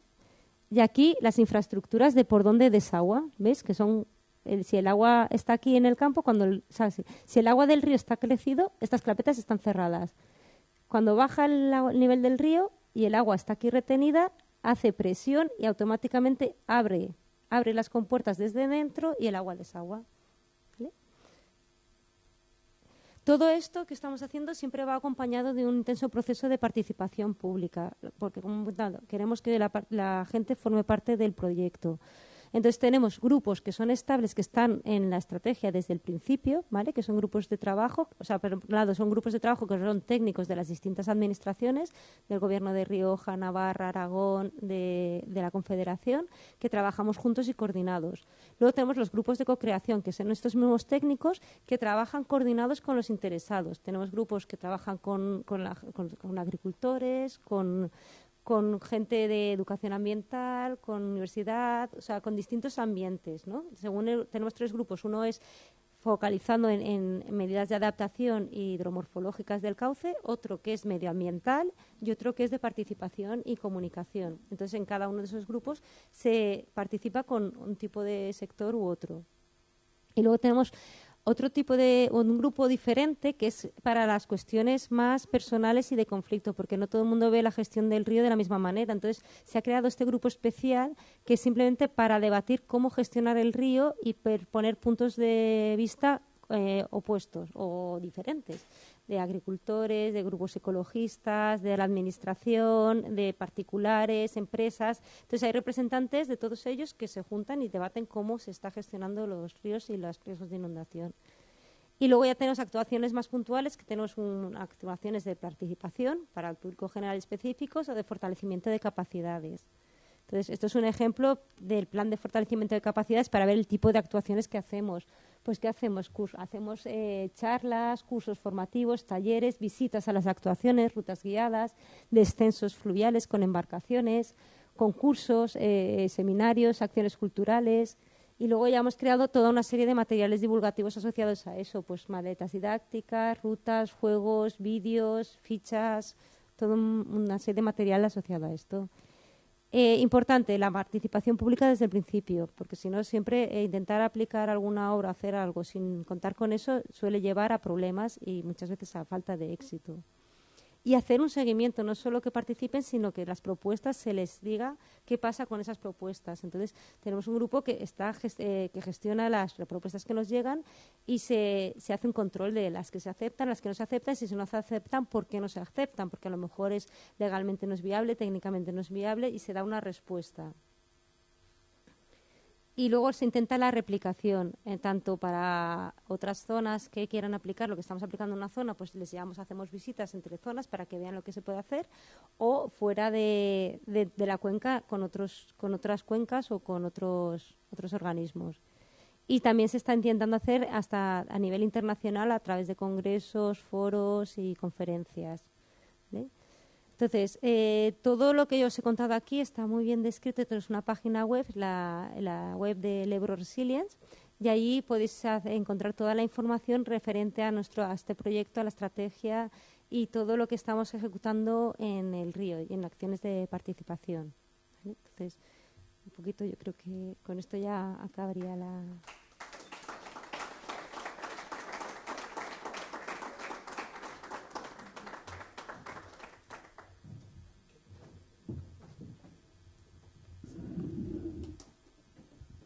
Bueno, pues muchas gracias, Carolina.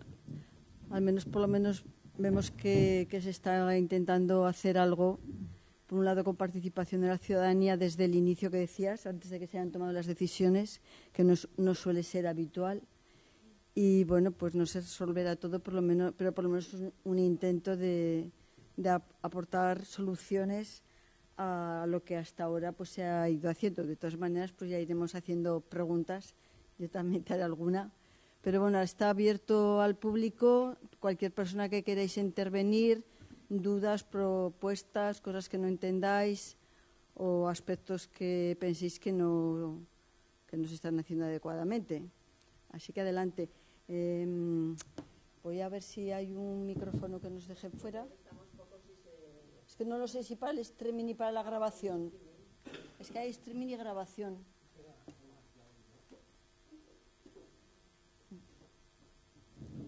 Es que como luego se graba, pues no sé si... De todas maneras, si alguien quiere ahora hablarle, coge este micro mientras.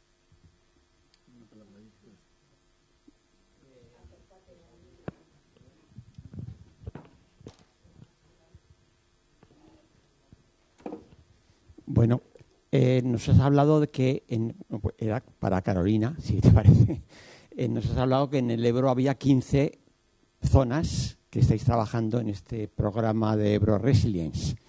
Y te quería preguntar, no sé si es pertinente, si no lo es, me lo dices, sobre Zaragoza como la zona seguramente con más dificultades a la hora de plantear con soluciones basadas en la naturaleza.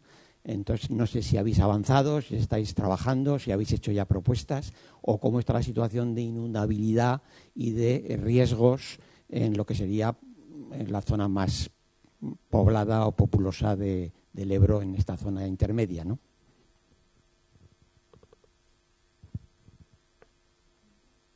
Si hay alguien más que quiera hacer pregunta ahora, damos. A ver. Sí.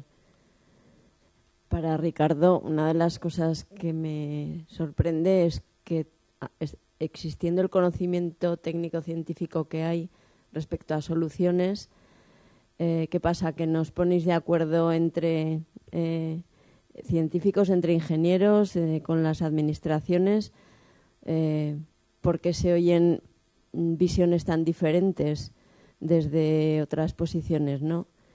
Y para ti, Carolina, que me parece súper estupenda toda la estrategia de Ebro Resilience y, bueno, porque comentes un poco las dificultades que hay, porque eso de poner de acuerdo a tantos agentes, ¿dónde habéis tenido mayores dificultades? Por ejemplo, si ha habido que hacer expropiaciones, ¿cómo ha respondido la gente de los pueblos? ¿Se ha animado? ¿Ve el futuro en esto? ¿O más bien ponen dificultades? Eso en relación a la gente, ¿no? Porque al fin y al cabo es la que sufre esa remodelación, ¿no? Y luego si ha habido mayores dificultades, pues con administraciones también o con instituciones, entidades así más potentes.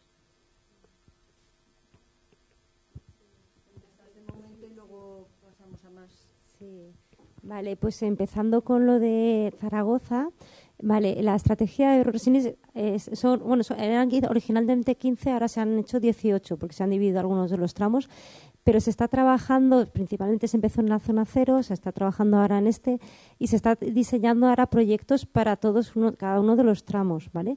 Pero todavía estamos en fase de proyectos en los tramos, o sea, se ha replicado en el tramo 7 y el 9 también se ha hecho en Torres de Berrel, Sobradiel y en Alcalá de Ebros y Cabañas de Ebro también se han hecho ya actuaciones, ¿vale? Pero digamos que se están haciendo las replicaciones poco a poco. O sea, nosotros lo que hemos hecho ha sido actuar donde se puede. Siempre tenemos, como intentamos, aprovechar en todo momento la oportunidad. Entonces, se hace el estudio en paralelo en todos los sitios, luego se llega a los talleres de participación ciudadana y se van enfocando las medidas. En el caso concreto de Zaragoza, hay que tener en cuenta también que es un caso particular porque realmente cuando hablamos de gestión fluvial y de conservación de los cauces y restauración fluvial, las competencias en zona urbana es municipal, ¿vale? Entonces, digamos que en las zonas fuera de núcleos urbanos es las confederaciones las que tienen competencia en la gestión fluvial. Dentro del núcleo urbano son los ayuntamientos con los que tratamos, ¿vale? Entonces, las medidas que habéis visto de soluciones basadas en la naturaleza y de adaptación, que os han puesto aquí como ejemplo, son medidas muy funcionales en zonas donde se pueden aplicar que son fuera de núcleos urbanos. El tipo de medidas que se aplican en núcleos urbanos son diferentes. Por eso decíamos lo de la caja de herramientas, que tenemos una serie de herramientas diferentes y que hay que aplicar la que corresponde, la más adecuada para la circunstancia que se nos plantee en ese sitio. Entonces, en Zaragoza, pues obviamente estas medidas que estábamos poniendo no serían aplicables porque son zonas urbanas en las que tenemos las poblaciones asentadas. Tenemos que mirar qué otras medidas existen y todo eso se está ahora en fase de estudio, ¿vale? Todavía no estamos con el proyecto ni está planteado el proyecto, ¿vale? Entonces está en estudio. Pero en relación con esto, más allá de lo que es el núcleo urbano, el término municipal de Zaragoza abarca mucho más zona que no es, aunque pertenezca al Ayuntamiento de Zaragoza, pues te vas aguas arriba, Alfocea, Monzalbarba, Julibol, toda la zona de más aguas arriba o aguas abajo, o sea que no todo es zona urbana.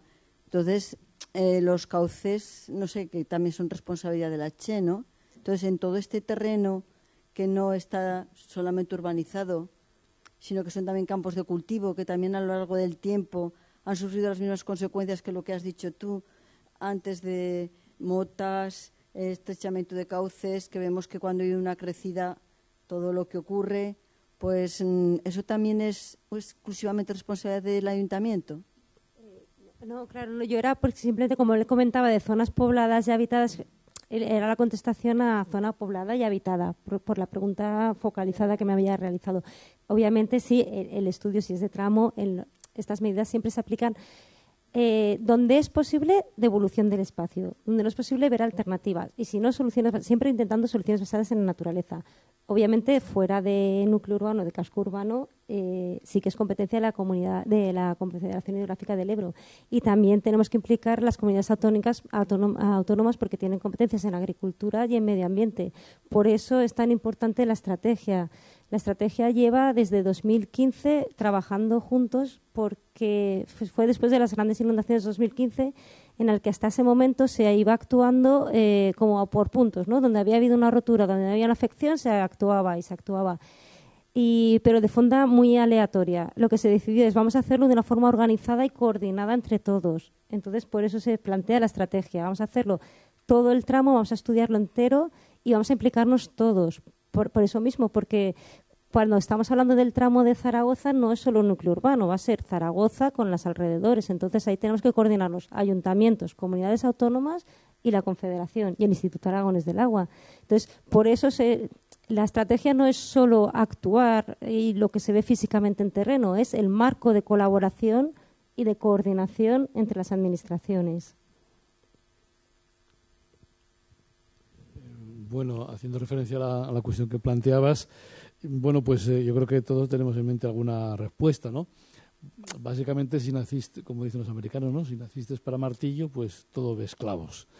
Entonces, en este caso hay una tradición, una inercia, una escuela y también unos intereses creados corporativos, pues en este caso, digamos, del sector de la construcción en general, que, bueno, pues lógicamente no perderá oportunidad de utilizar argumentos, pues, para mover las aspas del molino, ¿no? de la obra. Bueno, esto, como estamos viendo, se va resquebrajando, ¿no? Sobre todo porque estas soluciones, digamos, de estructura gris, ¿no? de hormigón, se va viendo que son, constatando que son incapaces por sí solas, ¿no? de evitar, ¿no? Que era un poco el eslogan, ¿eh? Antes decíamos, esto es para evitar, ¿eh? Entonces resulta que estamos constatando que no las evitan. Por tanto, se plantea la pregunta, bueno, ¿y entonces qué podemos hacer? El discurso haya cambiado un poco, pero también hay que tomarlo con pinzas, porque ahora ya no se habla tanto de evitar como de paliar. Paliar, porque ya nos ha entrado un poquito la modestia ingentil de decir, pues no somos dioses y no curamos a todos los enfermos, sino que aliviamos, ¿no? Pero ahí se establece entonces un elemento que hay que precisar, y es, si esto no cura, es decir, si la infraestructura en sí no puede resolver el problema, si no es curativo, entonces, bueno, los costes, los efectos secundarios, etcétera, etcétera, que una solución paliativa hay que estudiarlos bien, porque si algo me cura una enfermedad, pues estoy dispuesto, para acabar con ella, pues un poco a lo que sea. Pero si solo me va a paliar el dolor o a ser una componenda, hemos de estudiar claramente cuáles son los efectos secundarios, en qué sentido palía, por ejemplo, la inundación, una infraestructura, en el 80, en el 40, en el 50, en el 10%, y qué efecto rebote y relación coste-beneficio va a tener. Por tanto, ya es un avance el que hayamos pasado, digamos, desde la ingeniería civil, de curar a paliar, ¿no? Es digamos, una cura de humildad, ¿no? Viendo las experiencias. Pero aún así, ciertamente hay que lamentar, pues, intervenciones oportunistas, sobre todo, digamos, de colegios o de presidentes de comunidades regantes, que muchas veces no desaprovechan ocasión de hacer, porque la prensa está en ese momento dispuesto a escucharles, hacer proclamas, ¿no? Entonces yo recuerdo con pena cómo al día siguiente de la Dana de Valencia, cuando los cuerpos de cientos de personas estaban por encontrar, pues de algunos colegios profesionales salieron a la palestra a decir: esto se podría haber evitado, si nos hubierais dado, os hubiéramos hecho las infraestructuras o las presas o las canalizaciones. Parece un poco vergonzoso, ¿no? Porque ser prudente en ese momento, respetar el dolor humano y no plantees una solución. Hay unas personas, cuando se vio que efectivamente las medidas que estaban ahí puestas no hubieran sido capaces de contener la magnitud del evento, bajaron con sordina y dijeron, bueno, se podría haber paliado, ¿no? Entonces, pues lo que estamos diciendo, ¿cuánto? Entonces, yo creo que debemos de jugar, como he dicho antes, con todas las barajas. La solución gris, lo que nos puede aportar, las medidas basadas en naturaleza, no hay que diseñar ninguna de ellas, sobre todo si las tenemos ya. Si están construidas, si están operativas, hay que explotarlas al máximo con cierta seguridad. Y aprovechando la intervención, solo que tengo una especie de conjetura, ¿no? una especie de duda, ¿no? que expreso públicamente, porque no tengo la respuesta. Y es que el efecto del cambio climático igual corre más que nosotros. Es decir, a nivel de infraestructura lo estamos viendo. Ojalá que a nivel de medidas basadas en naturaleza, no. Estemos proyectando ciertas intervenciones, pero con unos caudales de diseño, y si resulta que dentro de unos años eso se triplica o cuadriplica, ¿no? ¿Qué vamos a poder hacer? Entonces, a veces me da la sensación, y eso, insisto, es una reflexión con voz alta entre amigos, es que quizás estamos entrando en una vulcanización del clima. Es decir, ¿qué quiere decir de vulcanización? Bueno, pues hay fenómenos naturales, como los volcanes o como los tsunamis, que son tan energéticos ante los cuales no hay defensa eficaz.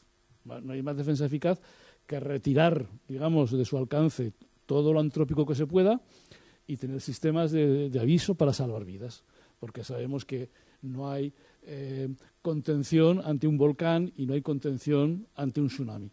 Por tanto, en el tema de las inundaciones, no sé si estábamos en el límite de conjugando tecnologías y tecnologías blandas, duras y blandas, poder hacer una contención, ¿no? Estamos en el límite, pero igual el cambio climático ya nos desborda, es decir, salta ese límite y entonces estamos ante fenómenos que podremos contener cuando son moderados o aminorar significativamente, pero cuando sean bestiales, pues ninguna de las medidas podrá tener una eficacia 100%, ¿no? Esa es, digamos, mi duda, ¿no? Mi duda. Y a este respecto, y con eso termino esta disquisición, pero hay una diferencia clara, el tsunami, el huracán no, pero el volcán no lo podemos, su intensidad no la podemos regular, pero el cambio climático sí, si es un efecto antrópico, tanto el huracán como la precipitación extraordinaria, si está sucediendo es por un proceso de calentamiento global. Y ahí sí que tenemos opción de otro tipo de medida, digamos, blanda, que es revertirlo. A mí, personalmente, las estrategias de adaptación no me acaban de convencer porque en el fondo son de aceptar la realidad que hay, lo que hay y procrastinar, como se dice, no sé esa palabra, dejar las soluciones para el futuro. Sino, procrastinar, ¿no? Entonces, sino, digamos, revertir, porque revertir es posible y mitigar es posible y eso puede hacer que volvamos otra vez al otro lado de la línea donde tendríamos cierta capacidad de éxito de al menos estos fenómenos que no nos estén incordiando, ¿no? Pero bueno, insisto, es una conjetura, una reflexión, si quieres, no muy documentada que lanzo ahí, pero es el miedo o la sensación que tengo, ¿no? Que si esto va en progreso, afortunadamente espero que en el Ebro no tengamos fenómenos del tipo Dana, pero si los fenómenos del tipo Dana se repiten en el Levante y se intensifican, pues sencillamente habrá que desalojar pues poblaciones enteras, porque no habrá otra solución posible. De la misma manera que cuando un volcán hace una erupción, pues se desaloja la población y una vez que lo entierra, pues no se vuelve a reconstruir. Es un coste humano y material enorme, y por eso el llamamiento a revertir ese fenómeno que estamos intensificando, ¿no?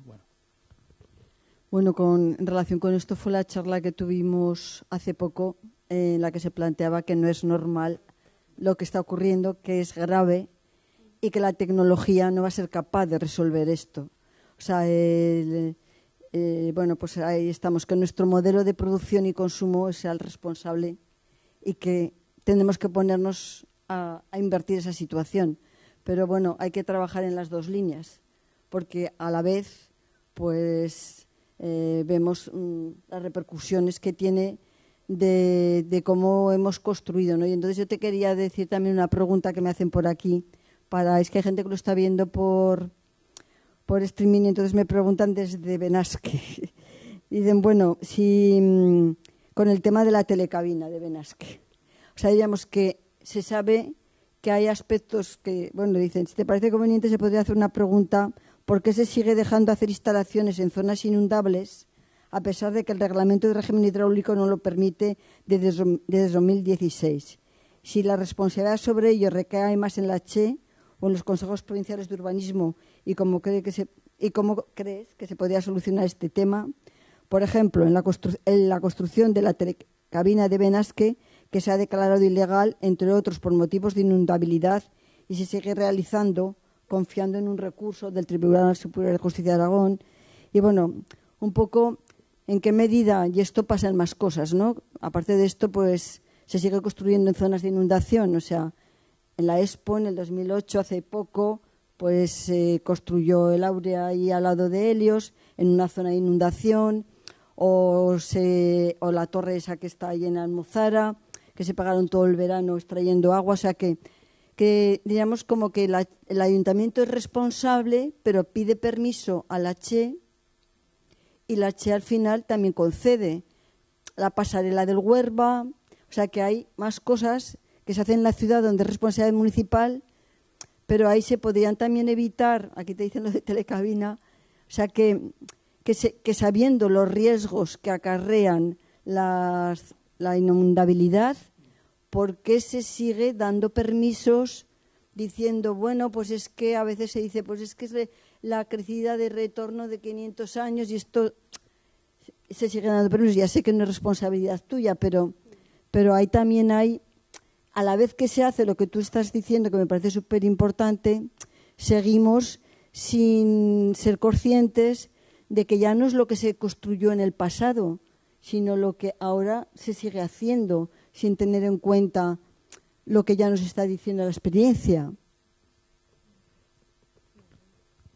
Sí, bueno, como comentan, a ver, lo que has comentado, que realmente lo que son el tema de permisos, autorizaciones y construcciones no es mi área, porque yo estoy haciendo lo que es la gestión fluvial y las obras. Claro, en gestión de inundaciones, obviamente sí que es verdad que la legislación cada vez está avanzando más, se están creando los mapas, las zonas de riesgo, de zonificación de zonas de riesgo de inundación, y se está creando una legislación asociada sobre los usos permitidos y no permitidos. En el caso concreto de las autorizaciones solicitadas, no conozco qué han solicitado, qué papeles han presentado y si los papeles que han presentado cumplen los requisitos legales o no. Claro, porque yo entiendo que si se les ha autorizado será porque lo cumplen. Pero la telecabina de Benasque al final se ha declarado que es ilegal y está en el tribunal. Y teóricamente se dieron los permisos, ¿no? Entonces lo que preguntan, o sea que sabiendo que estaba en una zona de inundación, se ponen a construir, pues bueno, allí hubo algún fallo, habría o responsabilidad, bueno, como en otras cosas, de que luego, una vez hecho, se demuestra que ha sido ilegal, ¿no? Bueno, que ya sé que no es tu competencia, pero hacen la pregunta para cómo se sigue permitiendo, es un poco el tema, construcción en zonas de inundación, cuando esto ya se tiene la cartografía y se tendría que ser como más riguroso al respecto, ¿no?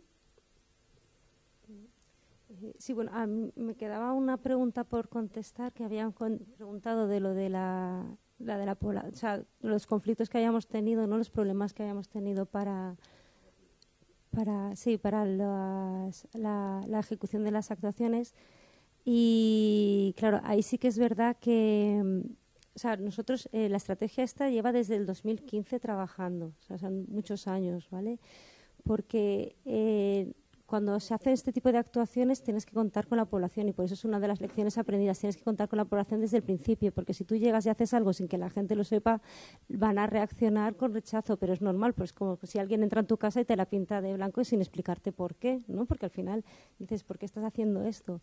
Entonces, por eso es importante informar y contar con la experiencia y el conocimiento de la gente local. ¿Qué cuestiones hemos encontrado? ¿Qué barreras hemos encontrado? Pues muchas veces nosotros hemos tenido que trabajar en zonas agrícolas en las que de forma tradicional su sistema de defensa ha sido la construcción de motas, mazones y dragados y eliminación de vegetación. Y ellos entienden que esa es la forma de la que se tiene que trabajar, pero lo entienden así porque es la que se lleva haciendo años y se promocionaba desde las propias administraciones. Eran las propias administraciones las que iban y lo hacían para ellos. Entonces, ese cambio de mentalidad de darse cuenta de que no, es que eso que se hacía se hizo en su momento por desconocimiento, porque no se sabían todos los efectos negativos que puede acarrear. Estuvo funcionando un tiempo que no llovía, no habían tantas precipitaciones como ahora. Pero con el tiempo se ha visto que todas esas medidas que se han tomado no son efectivas y tienen una serie de perjuicios ambientales y de riesgo que no se conocía cuando se hicieron. Entonces, ahora se trata de hacer comprender el cambio en el paradigma de la gestión y hacerlo comprender a la población. Y eso es un proceso largo. Entonces, tienes que estar mucho en el terreno, tienes que hablar con ellos, tienes que hacer programas de participación, pero también contar con los titulares de los terrenos. Porque, por ejemplo, en algunos casos, nosotros cuando actuamos, por eso estudiamos todos los tramos en paralelo y vemos la oportunidad. Cuando tenemos una oportunidad de entrar porque nos ceden el terreno, actuamos porque ya tenemos el proyecto. Entonces, se trata de tenerlo ya preparado y estar en el momento que se puede. En el caso de la Roza, de la recuperación de meandro de 22 hectáreas, ahí, por ejemplo, fue un caso en el que el 78% del terreno era de comunidad autónoma y ayuntamiento, y lo cedieron para recuperación de espacio fluvial.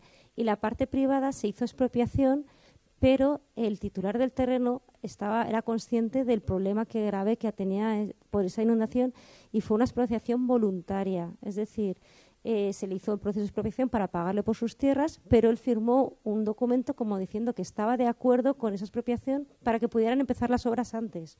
Entonces, se mostró favorable a la actuación y se pudo actuar gracias a ese acuerdo.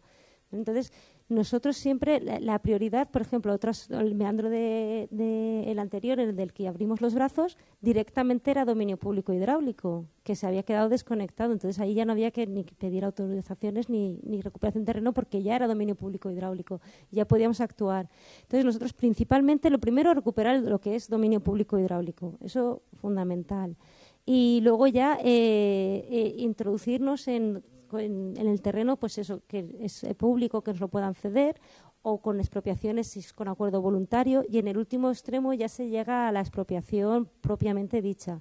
Pero para eso tiene que estar muy bien justificado que el interés general es mayor que el particular, ¿no? Entonces, pero eso ya son los casos como que donde se intenta llegar a evitar. Primero se habla con los titulares, se intenta llegar a acuerdos con ellos.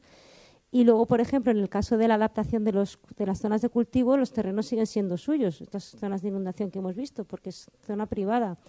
Y entonces ahí ha sido un trabajo de muchas reuniones con ellos y de explicarles que la realidad, que se van a inundar sí o sí, y que con forma recurrente. Pero que con esta medida los daños que van a sufrir y el tiempo que van a tardar en recuperar va a ser menor. Y entonces, a base de hablar con ellos y muchas reuniones, todos los que participan están de acuerdo, porque esa es una de las condiciones, que para poder hacer todo este proyecto de las zonas de amortiguación de flujos laterales, todos los titulares de los terrenos tenían que estar de acuerdo. Y entonces fue pues un largo proceso de hablar con ellos, de explicar, de un poco de negociarlo y al final todos están de acuerdo.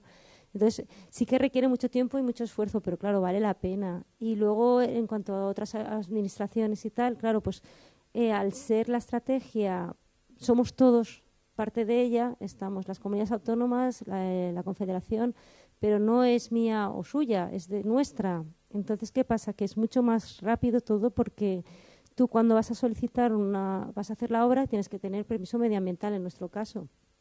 Ellos, es su obra también. Entonces, al ser su obra, la conocen y saben perfectamente qué es lo que se quiere hacer y cómo. Entonces, tú cuando solicitas, vas a solicitar algo que sabes que no vas a tener que modificar y volver a presentar, porque ellos conocen, ellos mismos saben lo que se quiere hacer. Entonces, tú lo presentas, lo normal es que sea favorable y ya puedes entrar a trabajar, agilizas los trámites. Igual que ellos, para hacer cualquier cosa ambiental, necesitan permiso de la Confederación, si es en el río, estamos metidos, sabemos perfectamente qué es lo que quieres hacer y qué es legal y que está acorde con nuestra filosofía. Entonces, va todo mucho más rápido.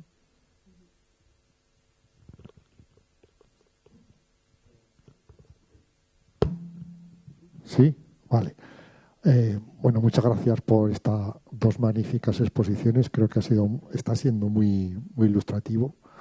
Y yo quiero aprovechar para hacer una pregunta, probablemente más para Ricardo Alioz. ¿Por qué no he vuelto a oír hablar, igual es problema mío, de los famosos conceptos de balsas laterales que tanto se utilizaron en el pasado como alternativa a los embalses en cabecera? Y si eso si se ha desechado por problemas económicos, técnicos o sociales, o hay realizaciones, y si eso serviría también para ayudar a paliar estos efectos. Las balsas laterales que se planteaban como alternativa a los embalses en cabecera. ¿No se ha vuelto a oír hablar de eso o no ha vuelto? Sí. Más preguntas, por coger varias preguntas. Pasar el micro.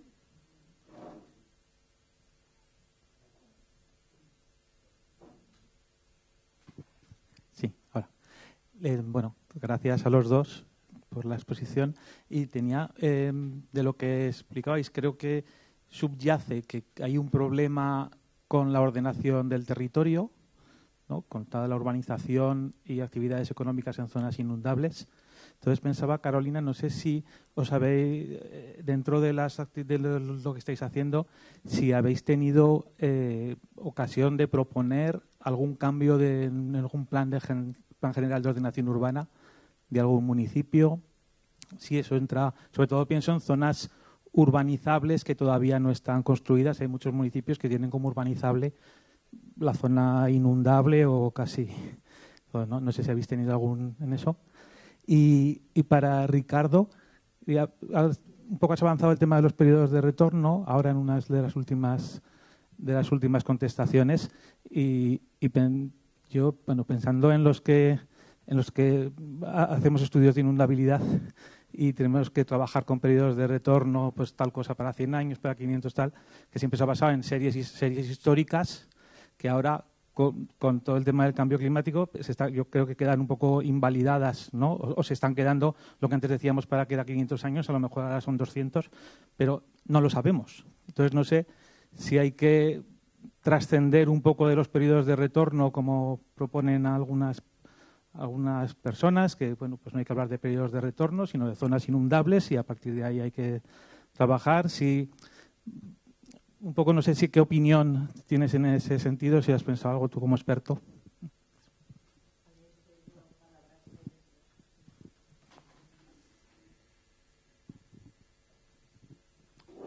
Muchas gracias por las charlas.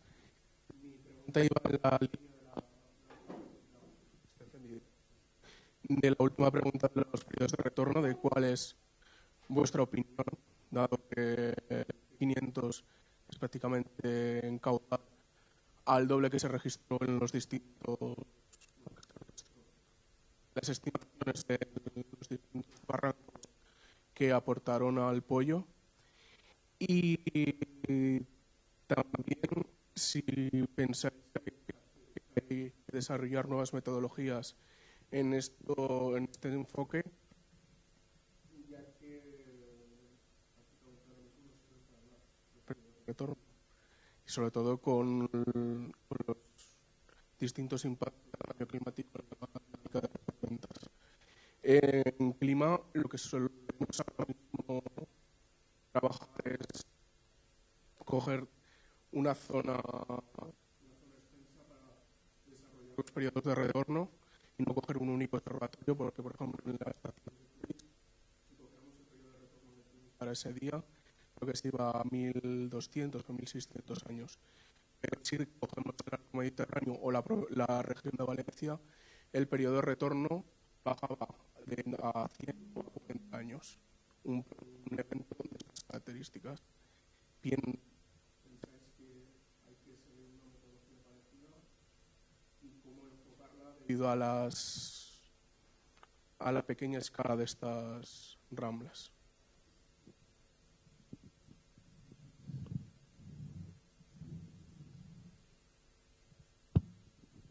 En la exposición que se ha hecho, Carolina, has dejado claro cuáles son los viejos presupuestos que se hacían y los que estáis ahora intentando llevar a cabo.